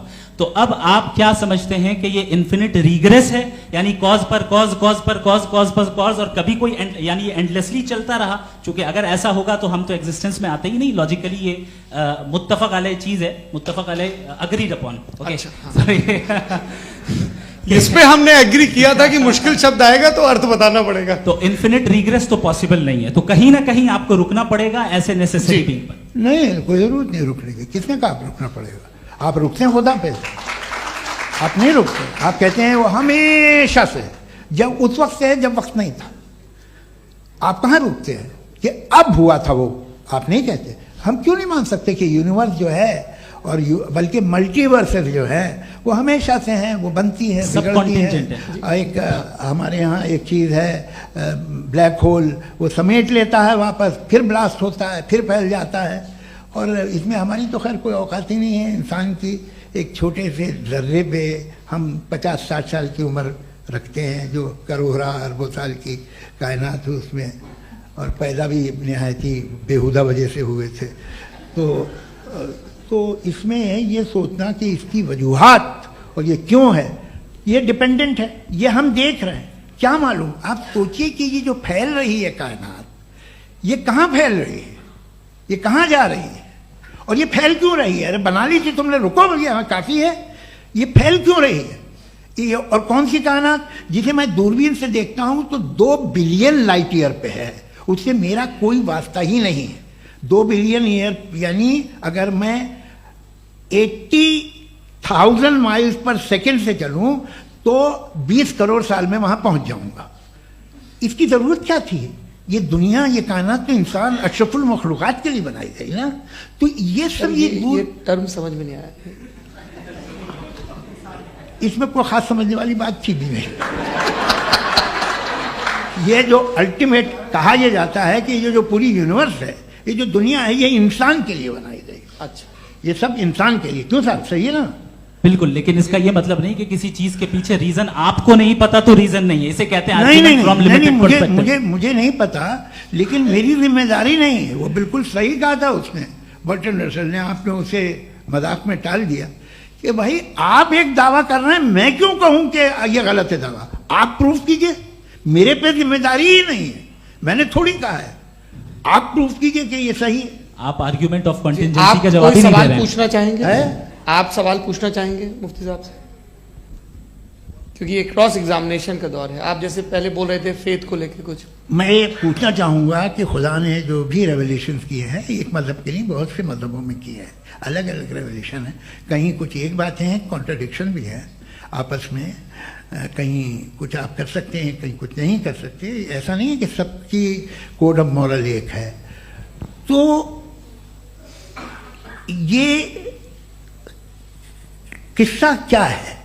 अब आप ये देखिए कि मुझे कभी कभी लगता है कि ये जो फुटबॉल फाइनल होता है, लाखों लोग होते हैं, फिर वो टीवी कवर करती, करोड़ों लोग, अगर उसमें खुदा की एक भूमि आवाज आ जाती, मैं गॉड हूं, तो सारे लोग अभी सुन लेते और टीवी पे भी सुन लेते, किस्सा खत्म होता। ये इतनी राजदारी क्या है कि तुम सामने कुछ तो सबूत दे दो हमें सॉलिड। ये कह साहब ये यूनिवर्स कैसे बनी, इससे मसला क्या हल होगा? मैं पूछूंगा आपसे खुदा कैसे बना? क्यों नहीं पूछूंगा कैसे बना? बल्कि वो तो कायनात से कहीं ज्यादा इंटेलिजेंट है, कायनात से कहीं ज्यादा कॉम्प्लेक्स। जी वो हमेशा से है, आप कहेंगे मैं मान लूंगा। अच्छा, दोयम वो कादिर मुतलक, यानी कादिर मुतलक का मतलब ओमनीपोटेंट, वो जो चाहे कर सकता है। आपको नौकरी दिलवा सकता है, आपकी अच्छी जगह शादी करवा सकता है, आपके पड़ोसी का मुकदमा हरवा सकता है, आपको जिता सकता है, सब काम करता है। थोड़ा सा माइक क्लोज जी। वो इस दुनिया को चला कैसे रहा है? ये दुनिया कैसे चल रही है? आपको इस पर हैरत नहीं होती? या कयामत के बाद कभी एक जस्टिस होगा, जब ये बच्चा मर चुका होगा, जिसकी धज्जियां उड़ गई बम से, इसको इंसाफ मिलेगा सब। अच्छा, अब जवाब दूं? हाँ जी। मैं वही इसीलिए आप ही की तरफ। सबसे पहले आपने रेवलेशन और स्क्रिप्चर्स की बात की, इस पे मैं बात कर सकता हूं, लेकिन आज नहीं करूंगा चूंकि वक्त कम है, कभी और इस पे डिस्कस करेंगे। मैं तैयार हूं उस पे भी बात करने के लिए। ये अभी से राउंड 2 की भूमिका तय हो रही है। Does God exist round 2? चूंकि आज गॉड के एग्जिस्टेंस पे बात है, तो मैं उसी के रिलेटेड जो है आपके सवालात को एंटरटेन भी करूंगा और मैं भी पूछूंगा।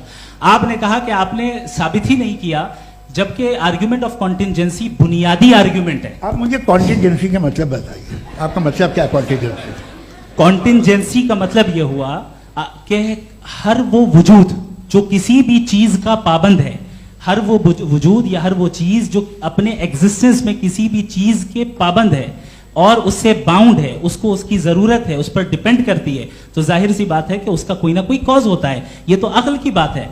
ये आप रीजनिंग की बात करते हैं, मैं वही कर रहा हूं। दूसरी चीज, आपने ये बात कही कि इतने बिलियन लाइट ईयर्स दूर है, उसका मेरा क्या लेना देना। फिर मेरे ख्याल से आपको ये नहीं कहना चाहिए I think therefore I am an atheist. आपको सोचना चाहिए, सिर्फ आप एक लिमिटेड दायरे में रहकर नहीं सोचें, बल्कि बाहर निकलकर सोचें।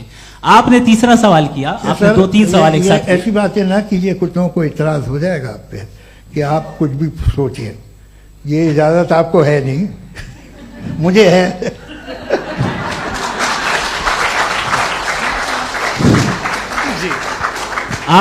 आपने प्रॉब्लम ऑफ इविल के ताल्लुक से सवाल किया और बार बार आप एक लफ्ज रिपीट कर रहे हैं कि ओमनीपोटेंट गॉड है। ऑल पावरफुल गॉड है। यही तो दरअसल समझना है कि गॉड का कॉन्सेप्ट क्या है। प्रॉब्लम ऑफ इविल जो है, प्रॉब्लम ऑफ इविल दर हकीकत दो असम्पशंस पर कायम है। अगर आप इन दो असम्पशंस को समझ जाएं तो ये प्रॉब्लम नहीं रहेगी, आर्ग्यूमेंट आपको समझ में आ जाएगी कि ये कोलैप्स कर जाता है। पॉइंट नंबर 1, यानी जो आपका सबसे पहला फॉल्स असम्पशन है कि गॉड मर्सीफुल है, ओमनीपोटेंट है, दुनिया में जुल्म हो रहा है। लेकिन आपको यह समझना चाहिए कि हमारे वर्ल्ड व्यू के मुताबिक गॉड सिर्फ ओमनीपोटेंट और सिर्फ मर्सीफुल नहीं है, बल्कि वो ऑल वाइज भी है और वो ऑल नोइंग भी है। उसके हर काम के पीछे हिकमत और विजडम है। ये कोई जरूरी नहीं है कि वो हिकमत और विजडम आपको समझ में आए या मुझे समझ में आए। अगर आप जो समझ रहे हैं उसके मुताबिक आप फैसला कर रहे हैं, ये लिमिटेड पर्सपेक्टिव से आर्ग्यूमेंट है। और इस चीज को हम अपनी दुनिया में, अपने लाइफ में, डेली लाइफ में इस प्रिंसिपल को एक्सेप्ट करते हैं। हम जब किसी डॉक्टर के पास जाते हैं, डॉक्टर के पास जाकर वो अगर उसने हमें कोई दवाई दी है तो हम ये तो नहीं कहते कि जब तक आपके पास जितना नॉलेज और जितना विजडम नहीं है, आपने क्यों ये दवाई दी है, तब तक हम इस चीज को एक्सेप्ट नहीं करेंगे। नहीं कहते, हम उसकी अथॉरिटी को तस्लीम करते हैं। क्यों? क्योंकि उसकी हम जानते हैं कि वो नॉलेजेबल है, वो विजडम वाला है, हमसे ज्यादा नॉलेज और हमसे ज्यादा विजडम है। बताएं सर। डॉक्टर में और खुदा में बड़ा डिफरेंस है। डॉक्टर पढ़ा लिखा होता है एक, तो मैं उसकी बात सुनूंगा। दो ये नहीं कुछ जवाब तो ये भी नहीं है सर। प्लीज आप अगर सब ऑडियंस से बोलने लगेंगे तो फिर मतलब नहीं सिविलाइज्ड बहस का। मतलब आप ये कहें कि चूंकि आप डॉक्टर पे बिलीव करते हैं इसलिए खुदा पे बिलीव किए, क्या ये मिसाल आपको समझाने के आर्गुमेंट है, इस पे आपको एतराज नहीं है। तो सिंपल बात ये है कि मैं अगर ये यकीन कर लूं कि एक ओमनीपोटेंट, उसकी मसलहत है, ये जो बच्चे मर रहे हैं ये मसलहत है उसकी, मुझे नहीं चाहिए इसकी मसलहत। उसकी मसलहत नहीं, यही तो समझना है, मतलब एक्सपीरियंस। अच्छा, इस आपने अभी मेरी बात पूरी सुनी नहीं। मैंने कहा आपका पूरा आर्ग्यूमेंट दो फॉल्स असम्पशंस पर है। एक फॉल्स असम्पशन मैंने बता दिया, दूसरा फॉल्स असम्पशन ये है कि इस दुनिया में इविल के होने का कोई गुड रीजन नहीं है, जबकि हमारे पास बाज रीजंस मौजूद हैं, हमारे पास बाज वजूहात मौजूद हैं। अगर इस दुनिया में इविल ना हो तो आप गुड को डिफाइन कैसे करेंगे? अगर जुल्म ना हो आप इंसाफ को समझेंगे कैसे? अगर तारीकी ना हो तो आप लाइट को समझेंगे कैसे? बहुत अच्छे। अभी और सुन लें, अभी और बाकी है। ये तो बात बहुत पसंद आई साहब मुझे, कि जब तक रेप ना हो तब तक औरतों की इज्जत का ख्याल आपने मेरा जवाब पूरा सुना ही नहीं। जब तक के बच्चों का कत्ल ना किया जाए तब तक आपको बच्चों की मासूमियत की इज्जत। आपने पूरा जवाब सुना ही नहीं। क्या बात है, क्या आपने नुक्ता निकाला? आपने पूरा जवाब सुना ही नहीं। आप सुन लें, मेरी बात सुन लें। ये मैंने आपको एक चीज बताई। दूसरी चीज, इस दुनिया में हम आए हैं टेस्ट के लिए, हमारा टेस्ट हो रहा है और हर इंसान का अलग अलग अंदाज में टेस्ट होता है। और इस दुनिया में अगर इविल मौजूद है तो वो इविल जरिया है हमारे अंदर ह्यूमन नोबल क्वालिटीज को डेवलप करने का और अलग अलग फील्ड में प्रोग्रेस करने का। और अगर हमारे अंदर और इस दुनिया में इविल नहीं होता तो बताइए टेस्ट का मतलब क्या होता? अगर मैं अपने स्टूडेंट को एमसीक्यूज दूं और उसमें सिर्फ राइट आंसर लिख कर दे दूं और कहूं तुम्हारा टेस्ट हो गया, ये मीनिंगलेस है। इस दुनिया में अगर हम टेस्ट के लिए आए हैं तो जाहिर है गुड एंड इविल दोनों मौजूद है। तो अगर गुड एंड इविल दोनों मौजूद है तो ये इविल भी खुदा का बनाया हुआ है। जी हाँ, खुदा का बनाया हुआ है। लेकिन अच्छा, चलो अच्छी बात। जी बिल्कुल, तो बिल्कुल खुदा ने बनाया। अभी तो ये है कि जो मेजॉरिटी है दुनिया में वो इविल है, तो ये खुदा एक्चुअली इविल के साइड पे लग रहा है मुझे। बिल्कुल भी नहीं, मैं बताता हूं। मेजॉरिटी में तो वो है। क्या बात कर रहे हैं भाई आप? कोई भी जो मुंसिफ होगा, चाहे आपका अपना घर हो जिसके आप सबसे बड़े हैं, चाहे आपकी ऑर्गेनाइजेशन हो जो आप चलाते हैं, वहां पर आप इविल रखेंगे साबित करने को कि बाकी लोग शरीफ हैं। मेरी बात सुन, क्या ये आर्ग्यूमेंट ही गलत है? अगर कि जब तक के कोई इविल नहीं होगा तब तक के शरीफ आदमी शरीफ नहीं लगेगा। अगर एग्जामिनर गलत ऑप्शन दे रहा है तो एग्जामिनर इविल नहीं हो गया, जो गलत ऑप्शन को सेलेक्ट कर रहा है वो फेल होगा। क्रिएटर ने इविल को बनाया है लेकिन वो इविल नहीं है। अच्छा सुनिए मेरी बात, let me complete sir. Creator ने इविल को बनाया है टेस्ट के लिए, वो इविल नहीं है। इविल वो होगा जो उसे इख्तियार करेगा। छुरी को बनाने वाला गलत नहीं होता है, छुरी का गलत इस्तेमाल करने वाला गलत होता है। रेप को कैसे गलत इस्तेमाल करते हैं? रेप इंसान के फ्री विल का नतीजा है। ये रेप कैसे गलत इस्तेमाल होता है? ये अब सुन ले, गलत इस्तेमाल होता है। हाँ मैं बता रहा हूँ ना, कैसे गलत? मैं बता रहा हूँ कि जो इविल इस दुनिया में मौजूद है उसके कई सारे तरीके हैं। एक तरीका इंसान का अपना फ्री विल है। अब अगर कोई रेपिस्ट रेप कर रहा है तो इसका गॉड का कसूर नहीं है, वो अपने फ्री विल का गलत इस्तेमाल कर रहा है, उसको सजा मिलनी चाहिए। अच्छा। और उसी के लिए जहन्नम बनाई गई है। ये फ्री विल का भी बड़ा चक्कर। आप जब कोई बुरा काम करते हैं या कोई बुराई होती है तो ये कहा जाता है कि ये फ्री विल है। 7 billion free wills are moving on this planet. 7 billion free will. और एक आदमी अपनी फ्री विल से मुझे कत्ल कर दे तो मैं खुदा की मर्जी से मरा हूं कि इसकी फ्री विल की वजह से। मेरी मौत खुदा के हाथ है या ये फ्री विल वाले के हाथ है? खुदा ने फ्री विल का निजाम बनाया है और उस निजाम का गलत इस्तेमाल करके कोई आपको मार रहा है, इस्तेमाल करके मेरा कत्ल कर देता है। अब मेरी मौत का जिम्मेदार कौन है? वो इंसान जिम्मेदार है। वो इंसान। जी। तो ये कहना कि और उसको सजा मिलेगी। तो अब आप आगे चलिए कि ये तय करना कि अल्लाह ही या खुदा, सॉरी अल्लाह ने, खुदा ही जिंदगी देता है, खुदा ही मौत देता है, ये गलत है। बिल्कुल गलत नहीं है। हाँ, नहीं, निजाम उसी ने बनाया फ्री विल का। निजाम मौत और हयात को उसी ने बनाया। You are contradicting yourself. अभी आपने कहा कि एक आदमी ने फ्री विल से आपको मार दिया, इसमें उसे फ्री विल दी गई थी, उसने गलत इस्तेमाल किया। 7 billion free wills are moving on this planet और आप चाह रहे हैं कि मैं सिर्फ खुदा का ध्यान करूं। ये 7 बिलियन फ्री विल्स को मुझे लुक आफ्टर करना पड़ेगा कि नहीं? ये तो तबाहियां कर रही हैं और तबाहियां ज्यादा हो रही हैं। बिल्कुल। तो अगर आप बताएं अगर खुदा नहीं है फॉर एग्जाम्पल, हाँ। तो आप इविल को कैसे डिसाइड करेंगे? यानी how can you define evil objectively without God? देखिए, दुनिया में 2 तरह के जानवर हैं। एक जो अकेले रहते हैं जंगल में और एक जो ग्रुप्स में रहते हैं। ग्रुप में जो भी रहेगा, चाहे वो आपका फाउंडेशन हो, चाहे कोई क्लब हो, चाहे कोई पॉलिटिकल पार्टी हो, चाहे कोई यूनिट हो, उसमें आपको इंटरैक्ट करने के रूल बनाने पड़ेंगे। यानी लोग तय करेंगे। लोग तय करेंगे। अगर लोगों ने यह तय किया कि किसी का रेप करना सही है, आप जस्टिफाई करेंगे? नहीं, आपका फाउंडेशन तो ये हो गया ना कि लोग ही विल डिसाइड करेंगे। नहीं,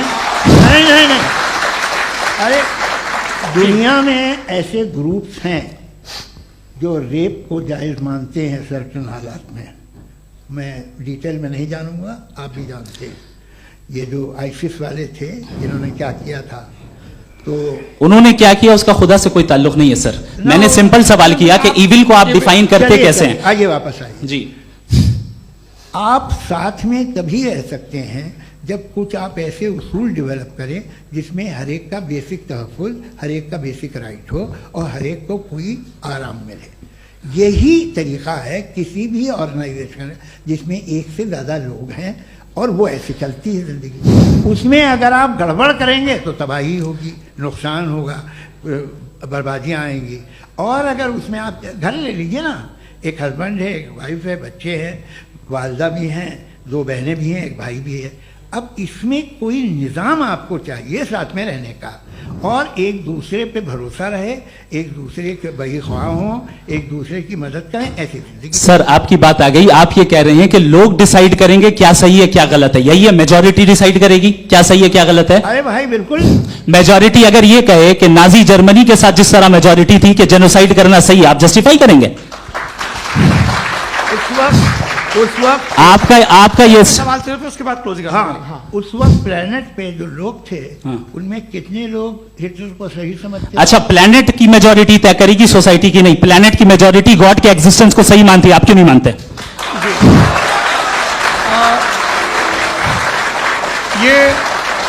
हेलो ये क्रॉस क्वेश्चन का राउंड यहां पर समाप्त होता है।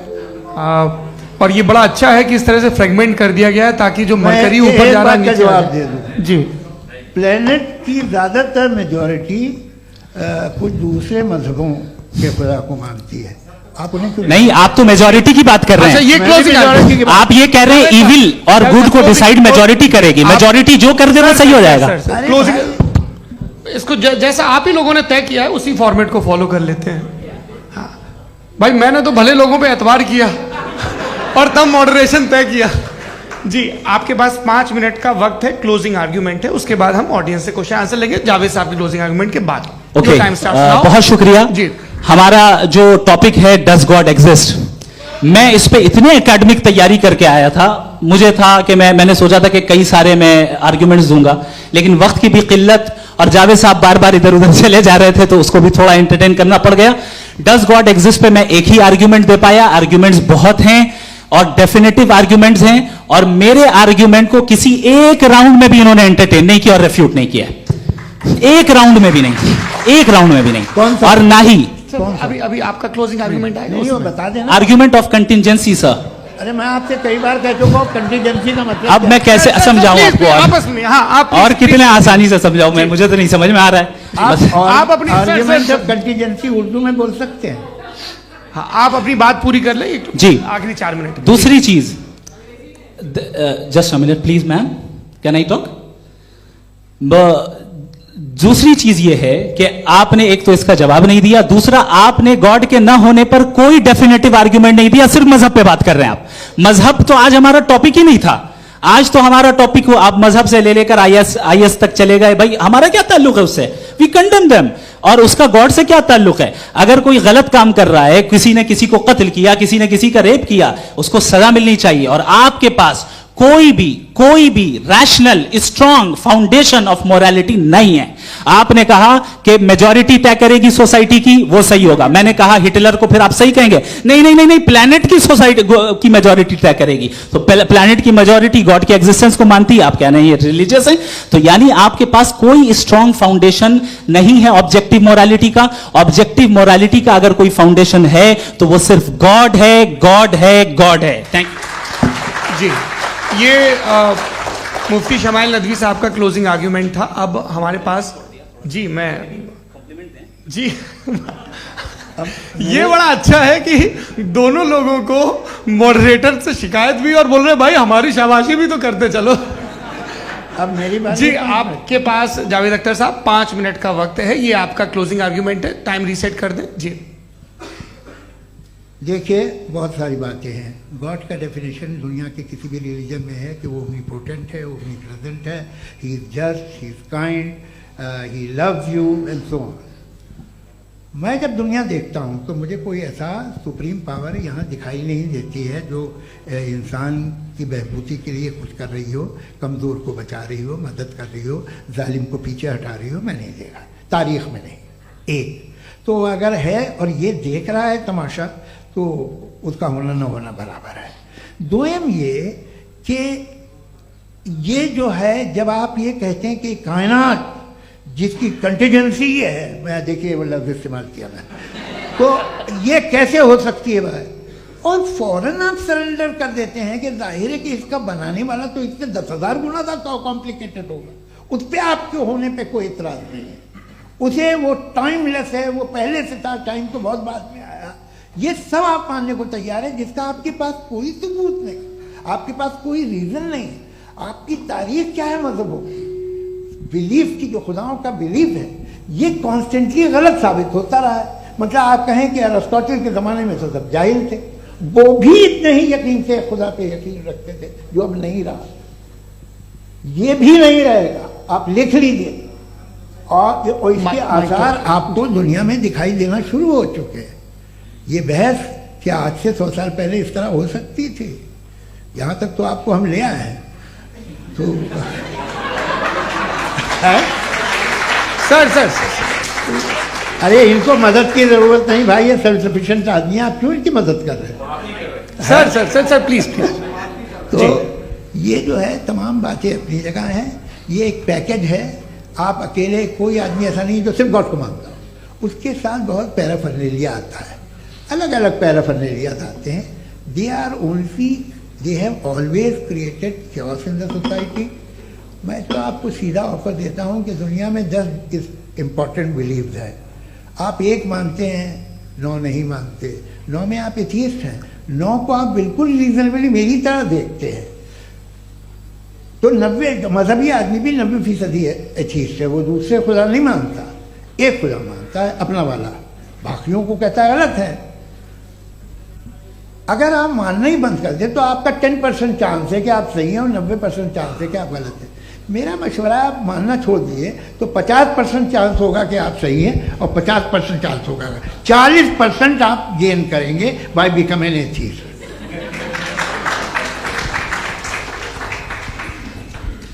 ये एक फरसूदा ख्याल है ये ख़त्म हो रहा है।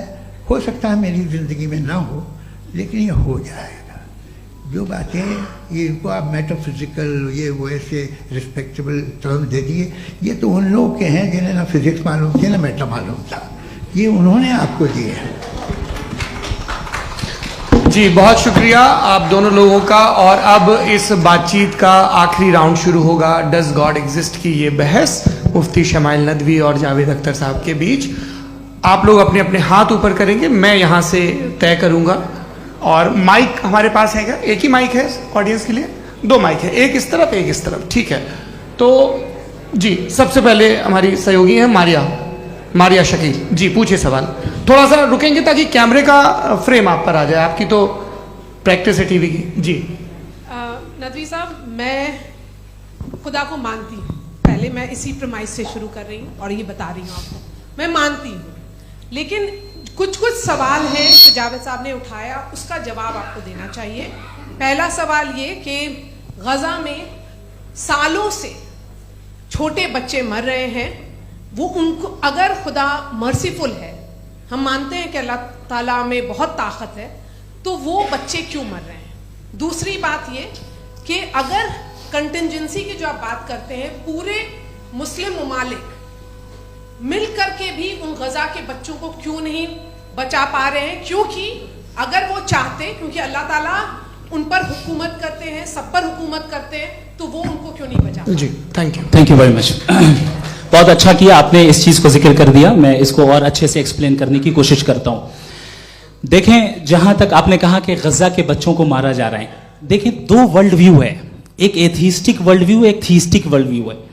बच्चे मर रहे हैं दोनों वर्ल्ड व्यू में, लेकिन हमारा वर्ल्ड व्यू कह रहा है कि रिकॉम्पेंस है, ये कह रहे हैं कि उनका मरना बेकार जाने वाला है, कोई उसका रिकॉम्पेंस नहीं है, चूंकि इनके यहां आखिरत और अल्लाह का कोई तसव्वुर या गॉड का कोई तसव्वुर नहीं है।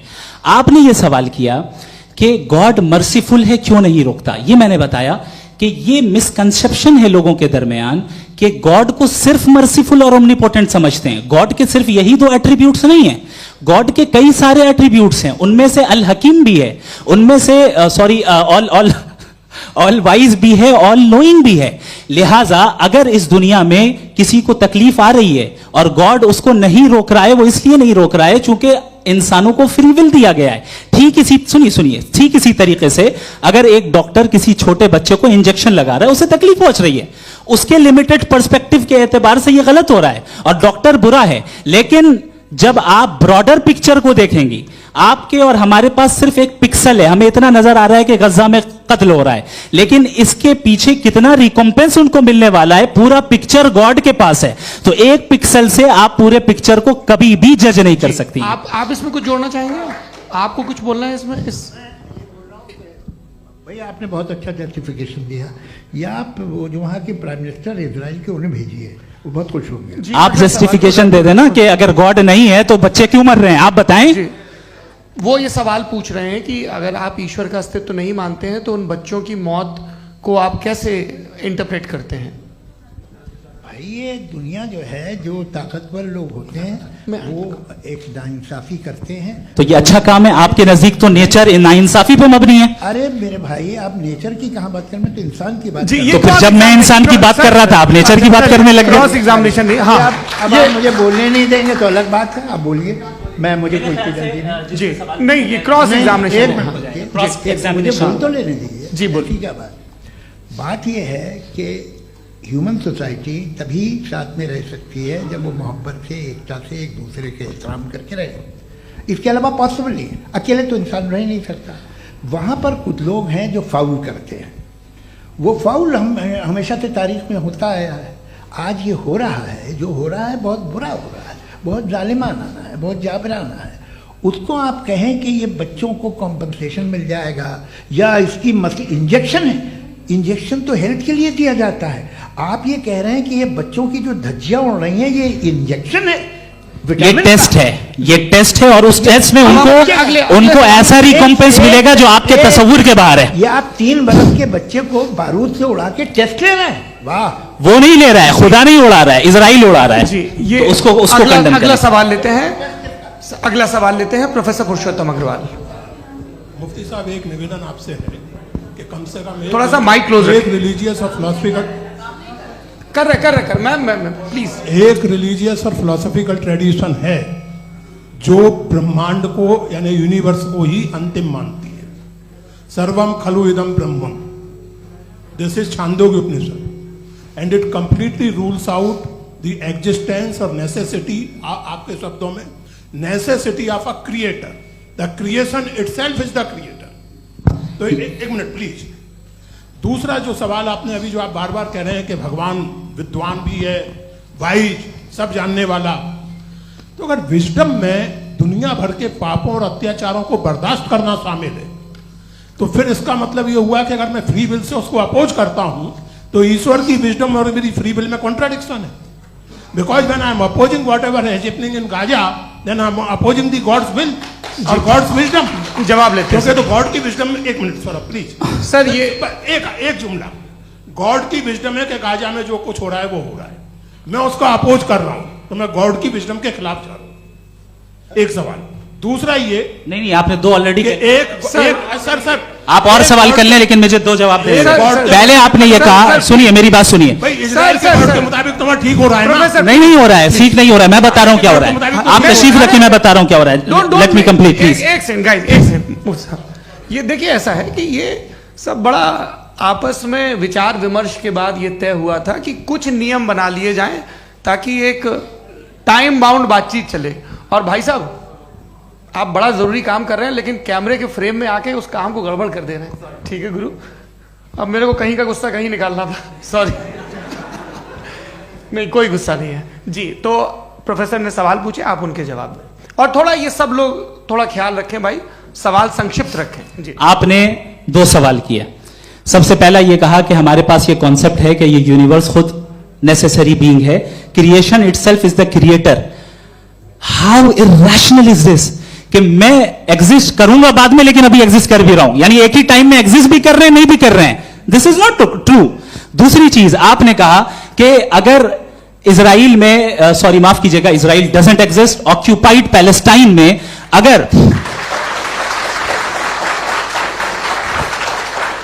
अगर ऑक्यूपाइड पैलेस्टाइन में बच्चों को मारा जा रहा है फ्री विल की वजह से और गॉड नहीं रोक रहा, ये कॉन्ट्रडिक्शन है। ये बताइए कि एक एग्जाम में एक बच्चा गलत आंसर लिख रहा है, सुनिए, एग्जामिनर चाहे तो रोक सकता है, क्यों नहीं रोक रहा है? ये कॉन्ट्रडिक्शन है, ये कॉन्ट्रडिक्शन नहीं है।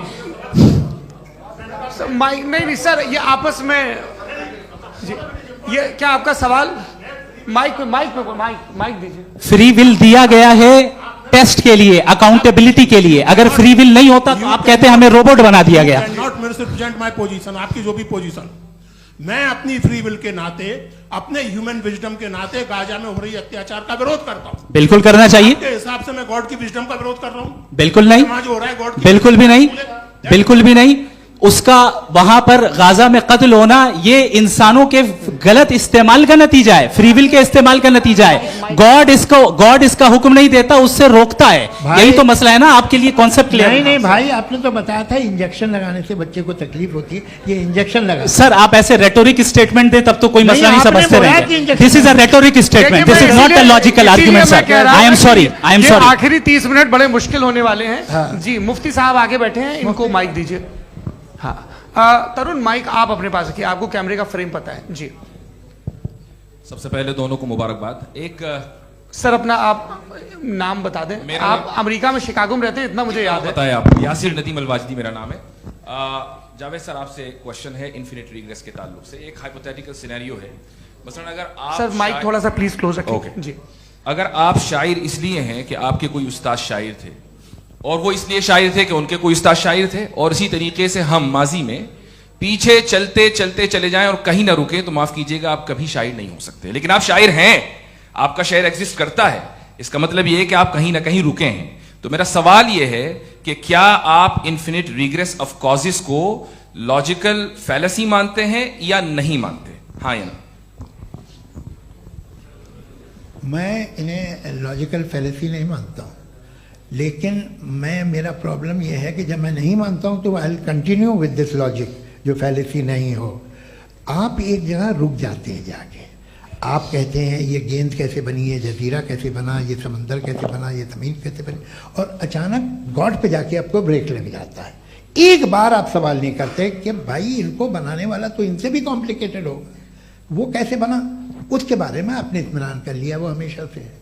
तो अगर आप उसे हमेशा से मानते हैं तो फिर ये मान लीजिए कि कायनात हमेशा से है, क्या तकलीफ फिर हम वजूद में नहीं आते जी है? हम मौजूद नहीं। अच्छा सर क्यों नहीं हो मैं सकता? बताऊंगा, प्लीज प्लीज। जैसे मैंने मिसाल दी आपके शेर की। आपका शेर कभी वजूद में ना आता अगर शायर इसी तरह चलते रहते हमेशा। जी माइक मेरे ख्याल से एक सेकंड, इन्फिनिट रिग्रेस का कॉन्सेप्ट क्लियर नहीं हो जी। पाया, ऐसे रहने दें, लेट्स मूव ऑन सर। ठीक है। हाँ, थोड़ा सा मॉडरेटर का भी ख्याल रखें। नहीं आपने तो रखा है, आपने रखा है। यहाँ पे गौहर रजा साहब हैं, वो भी एक सवाल पूछना चाहते हैं। माइक यार नीचे से ऑन कर दिए, नीचे। पहले तो ये कह दूं कि मैं उन बच्चों से शर्मिंदा हूं जिनको गजा में कत्ल किया गया, क्योंकि हमारे होते हुए कत्ल किया गया। लेकिन उससे ज्यादा शर्मिंदगी इस बात से हुई कि मुझे लगा कि मुफ्ती साहब उसको जस्टिफाई कर रहे हैं। बिल्कुल भी नहीं, आप बहुत ही गलत मुझे बात लगा कह मैं गलत हो सकता हूं। बिल्कुल गलत मैं है। सवाल पूछ रहा हूं। सवाल मैं देखिए, सवाल अगर पूछ रहा हूं। एक मैं जावेद भाई गौर से साहब, डिसएग्री गौर करता साहब, हूं। एक सेकंड देखिए, अगर देखिए ऐसा एक सेकंड आप सर वेट अरे आप कुछ मेरे पहले मुझे अपनी बात कह लेने दीजिए। अगर ऑडियंस तय करेगी तो फिर मॉडरेटर का मतलब नहीं। मेरा आप सबसे ये कहना है, ये बहस दो लोगों के बीच में है, एक तरफ मुफ्ती साहब, एक तरफ जावेद साहब। पिछले 1.5 घंटे से ये लोग अपने अपने तर्क रख रहे हैं। आपकी इनसे इत्तेफाकी हो सकती है, ना इत्तेफाकी हो सकती है। मेरे उस्ताद मुझे सिखा गए हैं कि मुखामुखम में असहमति की गुंजाइश बची रहनी चाहिए। अगर मैं आपकी बहुत इज्जत करता हूं गौहर साहब, आपने जो कमाल की किताबें लिखी, साइंटिफिक टेम्परामेंट, लेकिन मेरी ये गुजारिश है आप सबसे कि यदि आप इन लोगों ने जो बोला उन पर टिप्पणियां करेंगे तो ना वक्त की पाबंदी रहेगी, ना वो अनुशासन। आप सवाल पूछ लें, उस सवाल में जो बात आ जाए वो आ जाए।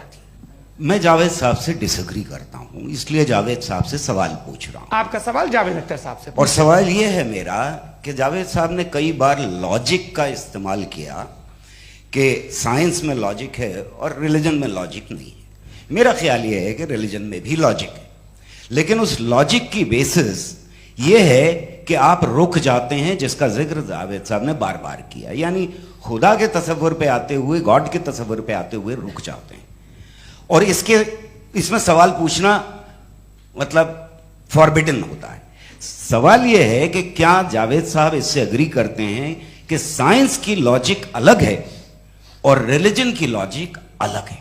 बताइए सर।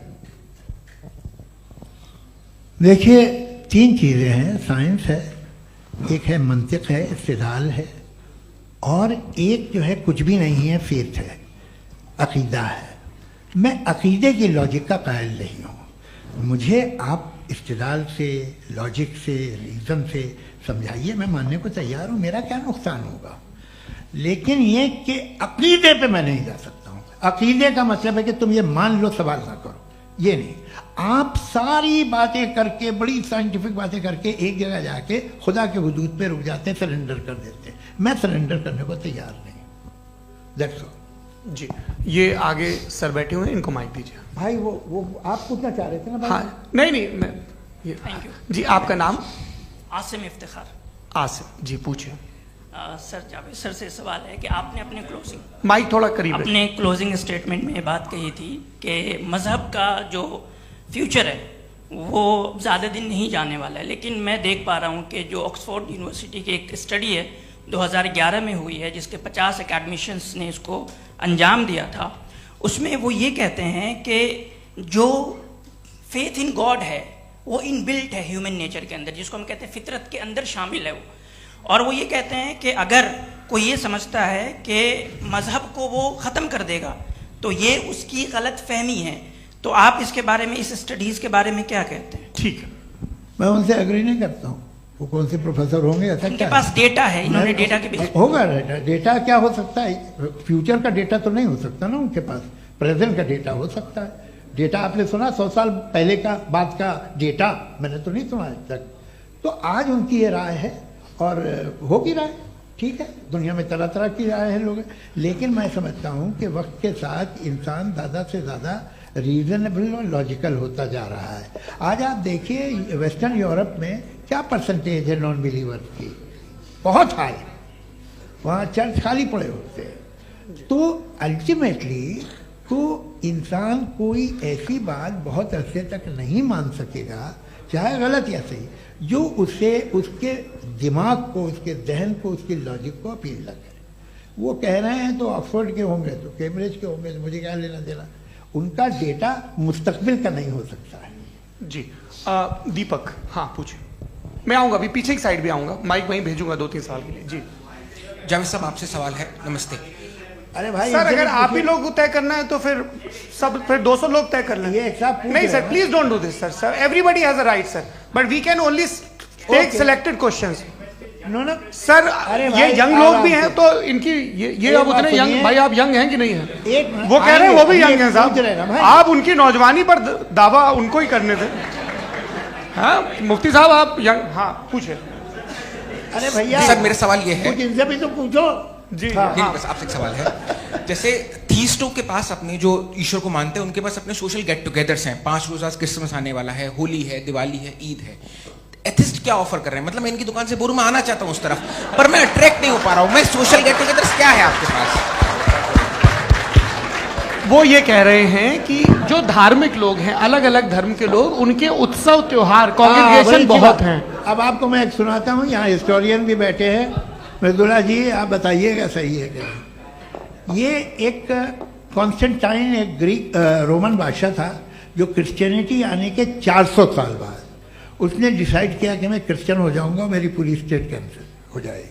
उस जमाने में ऐसे ही होता था, राजा जो धर्म इख्तियार करता था वो जनता भी कर लेती थी, इसलिए कि वो हो गया था बैंकरप्ट, और उसे जो मेडिटेरियन कोस्ट के रिच क्रिश्चियन वो थे मर्चेंट, उससे पैसा चाहिए था। तो उसने कहा यार क्रिश्चियन हो जाओ। तो उसने अपने वजीर से कहा कि भाई ये हिस्ट्री है कि अब हम लोग क्रिश्चियन हो जाते हैं। पहले सर हो जाएंगे, कोई प्रॉब्लम नहीं है, लेकिन एक प्रॉब्लम ये है कि 17 दिसंबर से 25 दिसंबर तक जो पेगन फेस्टिवल होता, जो पेगन जो फेस्टिवल होता है वो बंद हो जाएगा, इसलिए कि हम क्रिश्चियन हो गए तो होगा नहीं। तो वो बच्चों को बहुत बुरा लगेगा, पब्लिक को बहुत इंजॉय करते हैं, खासतौर से 25 को मेन डे। उसने कहा हाँ ये तो सही कह रहे हो, ये जीसस क्राइस्ट की पैदाइश कब थी? कहते साहब वो अप्रैल में थी। नहीं कट करो, वो 25 दिसंबर को है, यह हकीकत है जी। और 400 साल बाद क्रिश्चियनिटी के अप्रैल से दिसंबर ले आए, और इसलिए कि यहाँ पेगन फेस्टिवल होता था, अब मनाते हैं आप आराम से। ये जो सारे फेस्टिवल हैं ये रिलीजन से, हर एक को एक इंटरटेनमेंट डिपार्टमेंट चाहिए होता है अपनी कंपनी चलाने के लिए।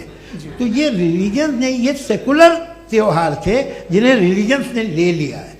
ये मौसम के थे, फसलों के थे, किसानों के थे, उसको आपने लेकर रिलीजियस रंग दे दिया।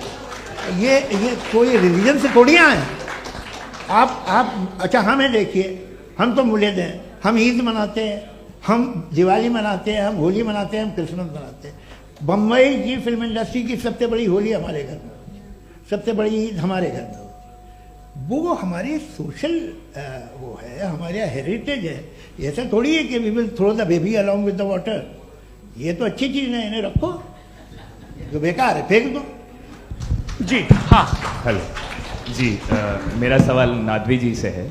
जैसा कि आपने बोला कि गॉड टाइम के भी परे हैं, और गॉड इतनी कॉम्प्लेक्स चीज़ है कि उसे ह्यूमन माइंड समझ नहीं सकता, और गॉड ने अर्थ पे फ्री विल भी दे दी है। तो आप अपना वक्त ज़ाया क्यों कर रहे हैं गॉड के बारे में बात करके? अपन को तो बात करनी चाहिए कि सोसाइटी को बेहतर कैसे करें। जी मैं, गॉड वही बताता है सोसाइटी को कैसे बेहतर करे। अभी मैं आपका जवाब देता हूं। आपने कहा कि टाइम पे वो एग्जिस्ट नहीं करता, सो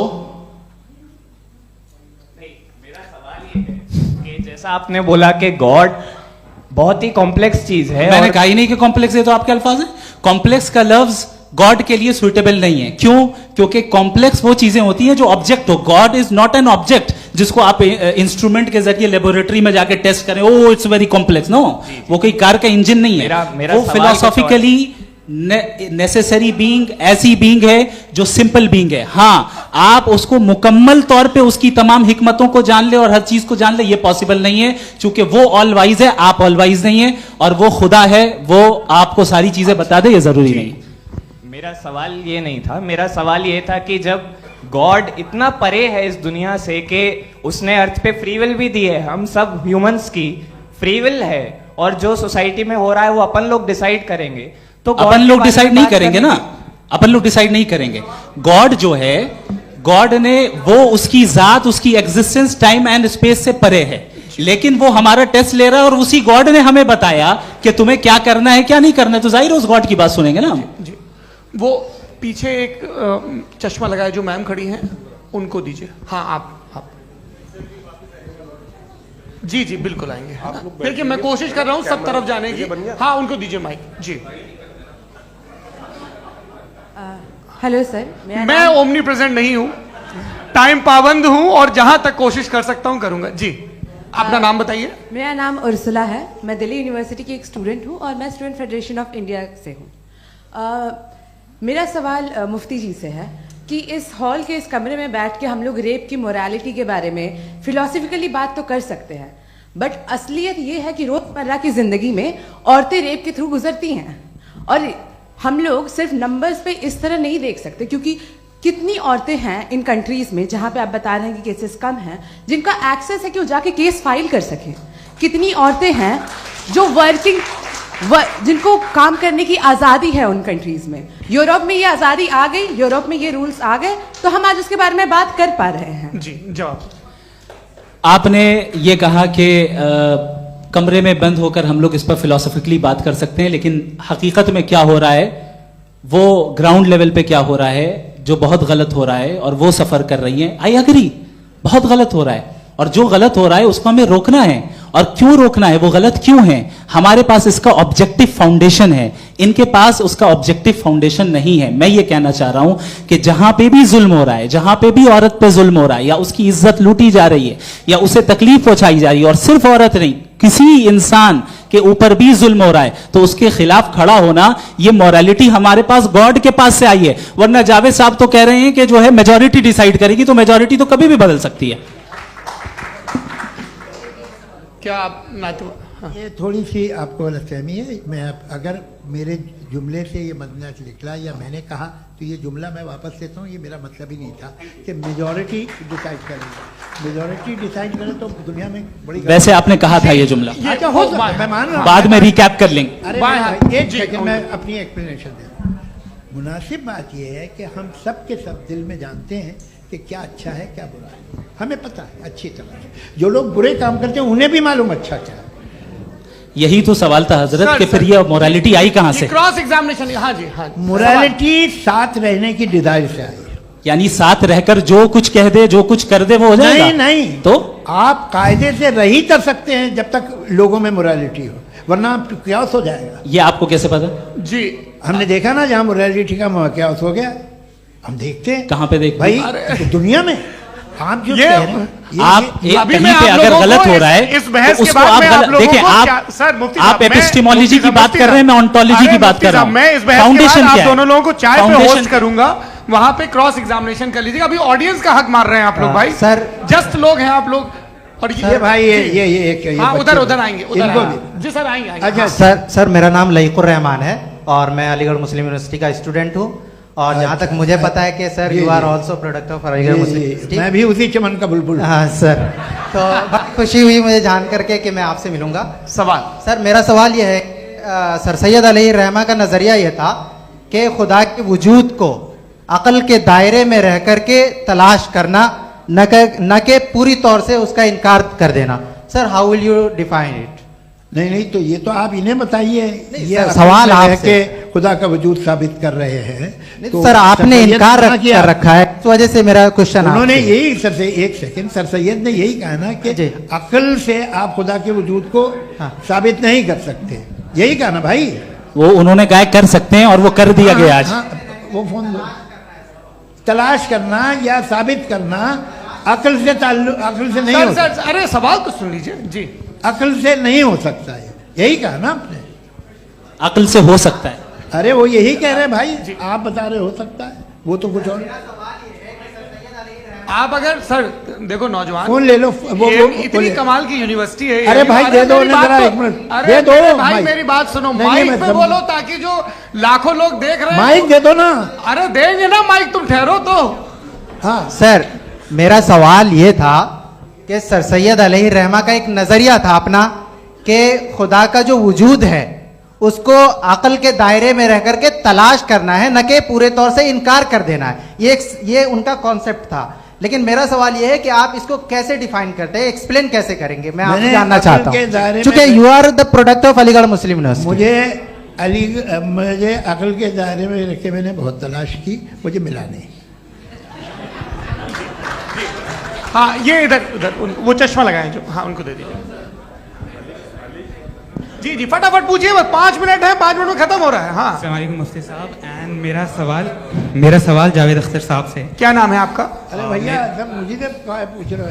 फैज पूछिए फैज साहब। तो मेरा सवाल ये है कि अभी जो एथियस्ट है वो problem of evil argument use कर रहे हैं अगेंस्ट मुस्लिम्स, राइट? कि इस दुनिया में इतना सारा इविल है और अगेंस्ट मुस्लिम तो यहाँ अगेंस्ट थियस्ट। हाँ थोड़ा सा करेक्ट कर लीजिए भाई, पूरी मशक्कत ही इसी बात की थी कि किसी एक मजहब पे बात न टिके। जी, तो बेसिकली ये आर्गुमेंट ऐसा है कि इस दुनिया में इतना ज्यादा इविल एग्जिस्ट करता है और अगर एक ऑल गुड गॉड है तो वो रोकता क्यों नहीं है?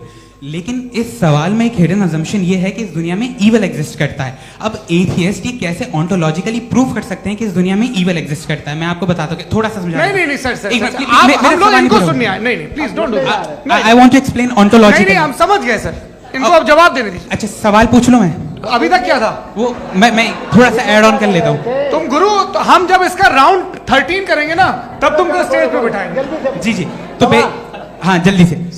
तो देखिए एथियज्म के हिसाब से सब कुछ रैंडमली बन गया है, सब कुछ एटम्स और मॉलिक्यूल्स है। एक पत्थर में और मुझ में सिर्फ इतना फर्क है कि हम लोग एटम्स और मॉलिक्यूल्स का अलग अलग रीअरेंजमेंट है। अब एक पत्थर को कोई इंसान तलवार से 2 टुकड़ों में काट दे या मुझे, according to atheism it is same. There is no evil and good according to atheism.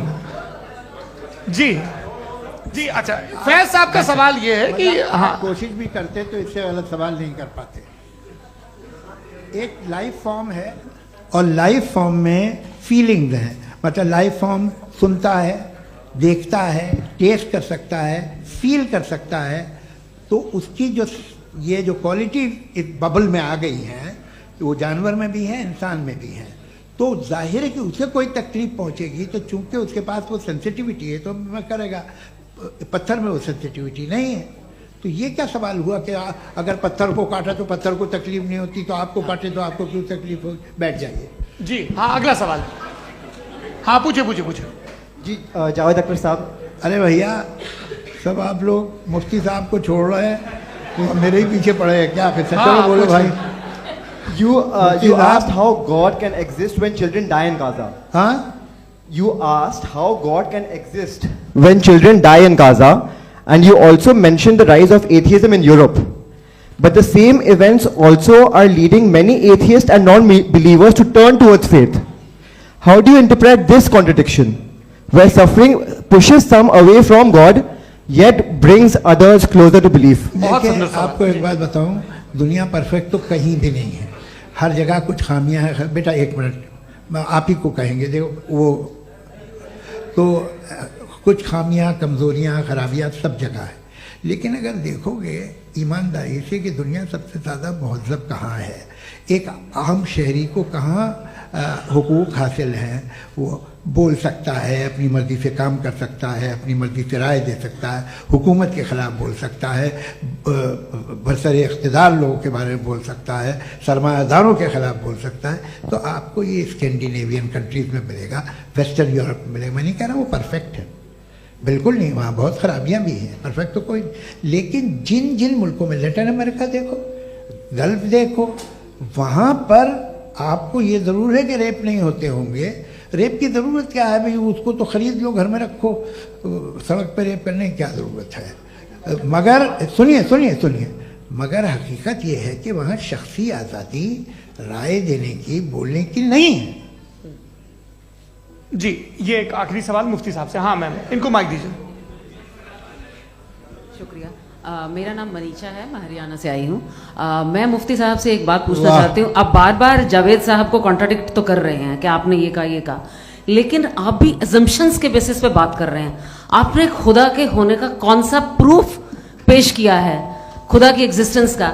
अब इस सवाल को अलग रहने दीजिए, कौन एथीस्ट है कौन नहीं है। और दूसरी बात जो आपने एक छोटी सी कही थी कि ये फ्री विल का इस्तेमाल करता है इंसान अपनी, लेकिन इस फ्री विल का इस्तेमाल में मतलब खुदा ने ये दे दी सबको ये इजाजत कि वो कितना घिनौनापन और कितने ज्यादा खराब से खराब तरीके इस्तेमाल कर सकते हैं। जवाब सुनते जी। आप फ्री विल को मानती है ना, या अब कहती है कि फ्री विल नहीं है ना, मानती है ना? तो अब आपके पास इसका कोई एक्सप्लेनेशन नहीं है कि अगर एक इंसान उस फ्री विल का इस्तेमाल करके गलत काम कर रहा है और बच के अच्छी जिंदगी गुजार के निकल जा रहा है, उसका कोई रिकॉम्पेंस नहीं है। हमारे वर्ल्ड व्यू में जो इंसान गलत काम कर रहा है उसको भी रिकॉम्पेंस यानी उसका बुरा बदला मिलना है, और जो सही काम कर रहा है उसको सही बदला मिलना है। लिहाजा जो फ्री विल है वो इस तरीके से है कि एक लिमिटेड टाइम तक खुदा ने मोहलत दी है। ऐसा नहीं कि छूट दे दी, जो करना है करते रहो हमेशा। वक्त आएगा जब एग्जाम का टाइम खत्म होगा तब रिजल्ट आएगा, दौराने एग्जाम जबरदस्ती आपको नहीं बताया जाएगा। अरे भाई एक सेकंड जी, एक सवाल मुफ्ती साहब से मेरा, मुफ्ती साहब से जी, रुक जाइए, आपसे फोन, आप इसके बाद आपसे यही रहेंगे वो। हाँ, बोलिए। मैं मुफ्ती साहब एक ही सवाल करता हूँ कि अगर जो हो रहा है फ्री विल से हो रहा है और एक दिन बरोज़ क़यामत इंसाफ होगा मैशर में वगैरह वगैरह, तो दुआ क्यों मांगते हैं लोग? दुआ मांगते हैं इसके मतलब है अभी भी उसने ये डिपार्टमेंट रखा है कि मैं रोजमर्रा की जिंदगी में बिल्कुल बिल्कुल ही कैन। तो तुम कैन हो, तुम मुझे नौकरी दिला देते हो, मेरे बेटे को ग्रीन कार्ड दिला देते हो, और 45,000 बच्चे मरते उन्हें रोकते नहीं हो। नहीं तो क्या आप ये कह रहे हैं कि इस दुनिया में जालिमों को कभी पकड़ ही नहीं होती है? अरे जो भी पकड़ होगी वो बच्चे रोते हैं। बिल्कुल, देखिए मैंने अपने ओपनिंग स्टेटमेंट में यही कहा था कि जनाब जावेद साहब सिर्फ इमोशनल आर्गुमेंट देंगे। This is an emotional argument. ये छोटे मोटे इसके पीछे का रीजन मैंने बताया क्या है। देखिए मैं बार-बार यहाँ पर मंच से आप लोगों को सज्जनों इसलिए कह रहा हूं ताकि थोड़ा सा आपके कॉन्शियंस पे जोर रहे कि आपको ऑर्डर बचा के रखना है। वक्त तय हुआ था, ये वक्त पूरा हुआ, आपने इतने धैर्यपूर्वक सुना, मैं आप सबका बहुत बहुत शुक्रगुजार हूं। यदि इन दोनों विद्वानों की इच्छा होगी तो कभी हम इस बातचीत का राउंड 2, राउंड 3, यही तो देखिए खूबी है इंसान की कि बहस मुबाहसे में वो पड़ा रहता है। आप लोगों ने बड़े धैर्य का परिचय दिया, बहुत बहुत शुक्रिया। इसी के साथ ये बातचीत यहाँ पे समाप्त होती है। मैं एक बात बता दूं, ये सारी बहस हो गई, अब मुफ्ती साहब और बड़े मुफ्ती साहब इन के साथ मैं खाना खाने वाला हूँ। अच्छा।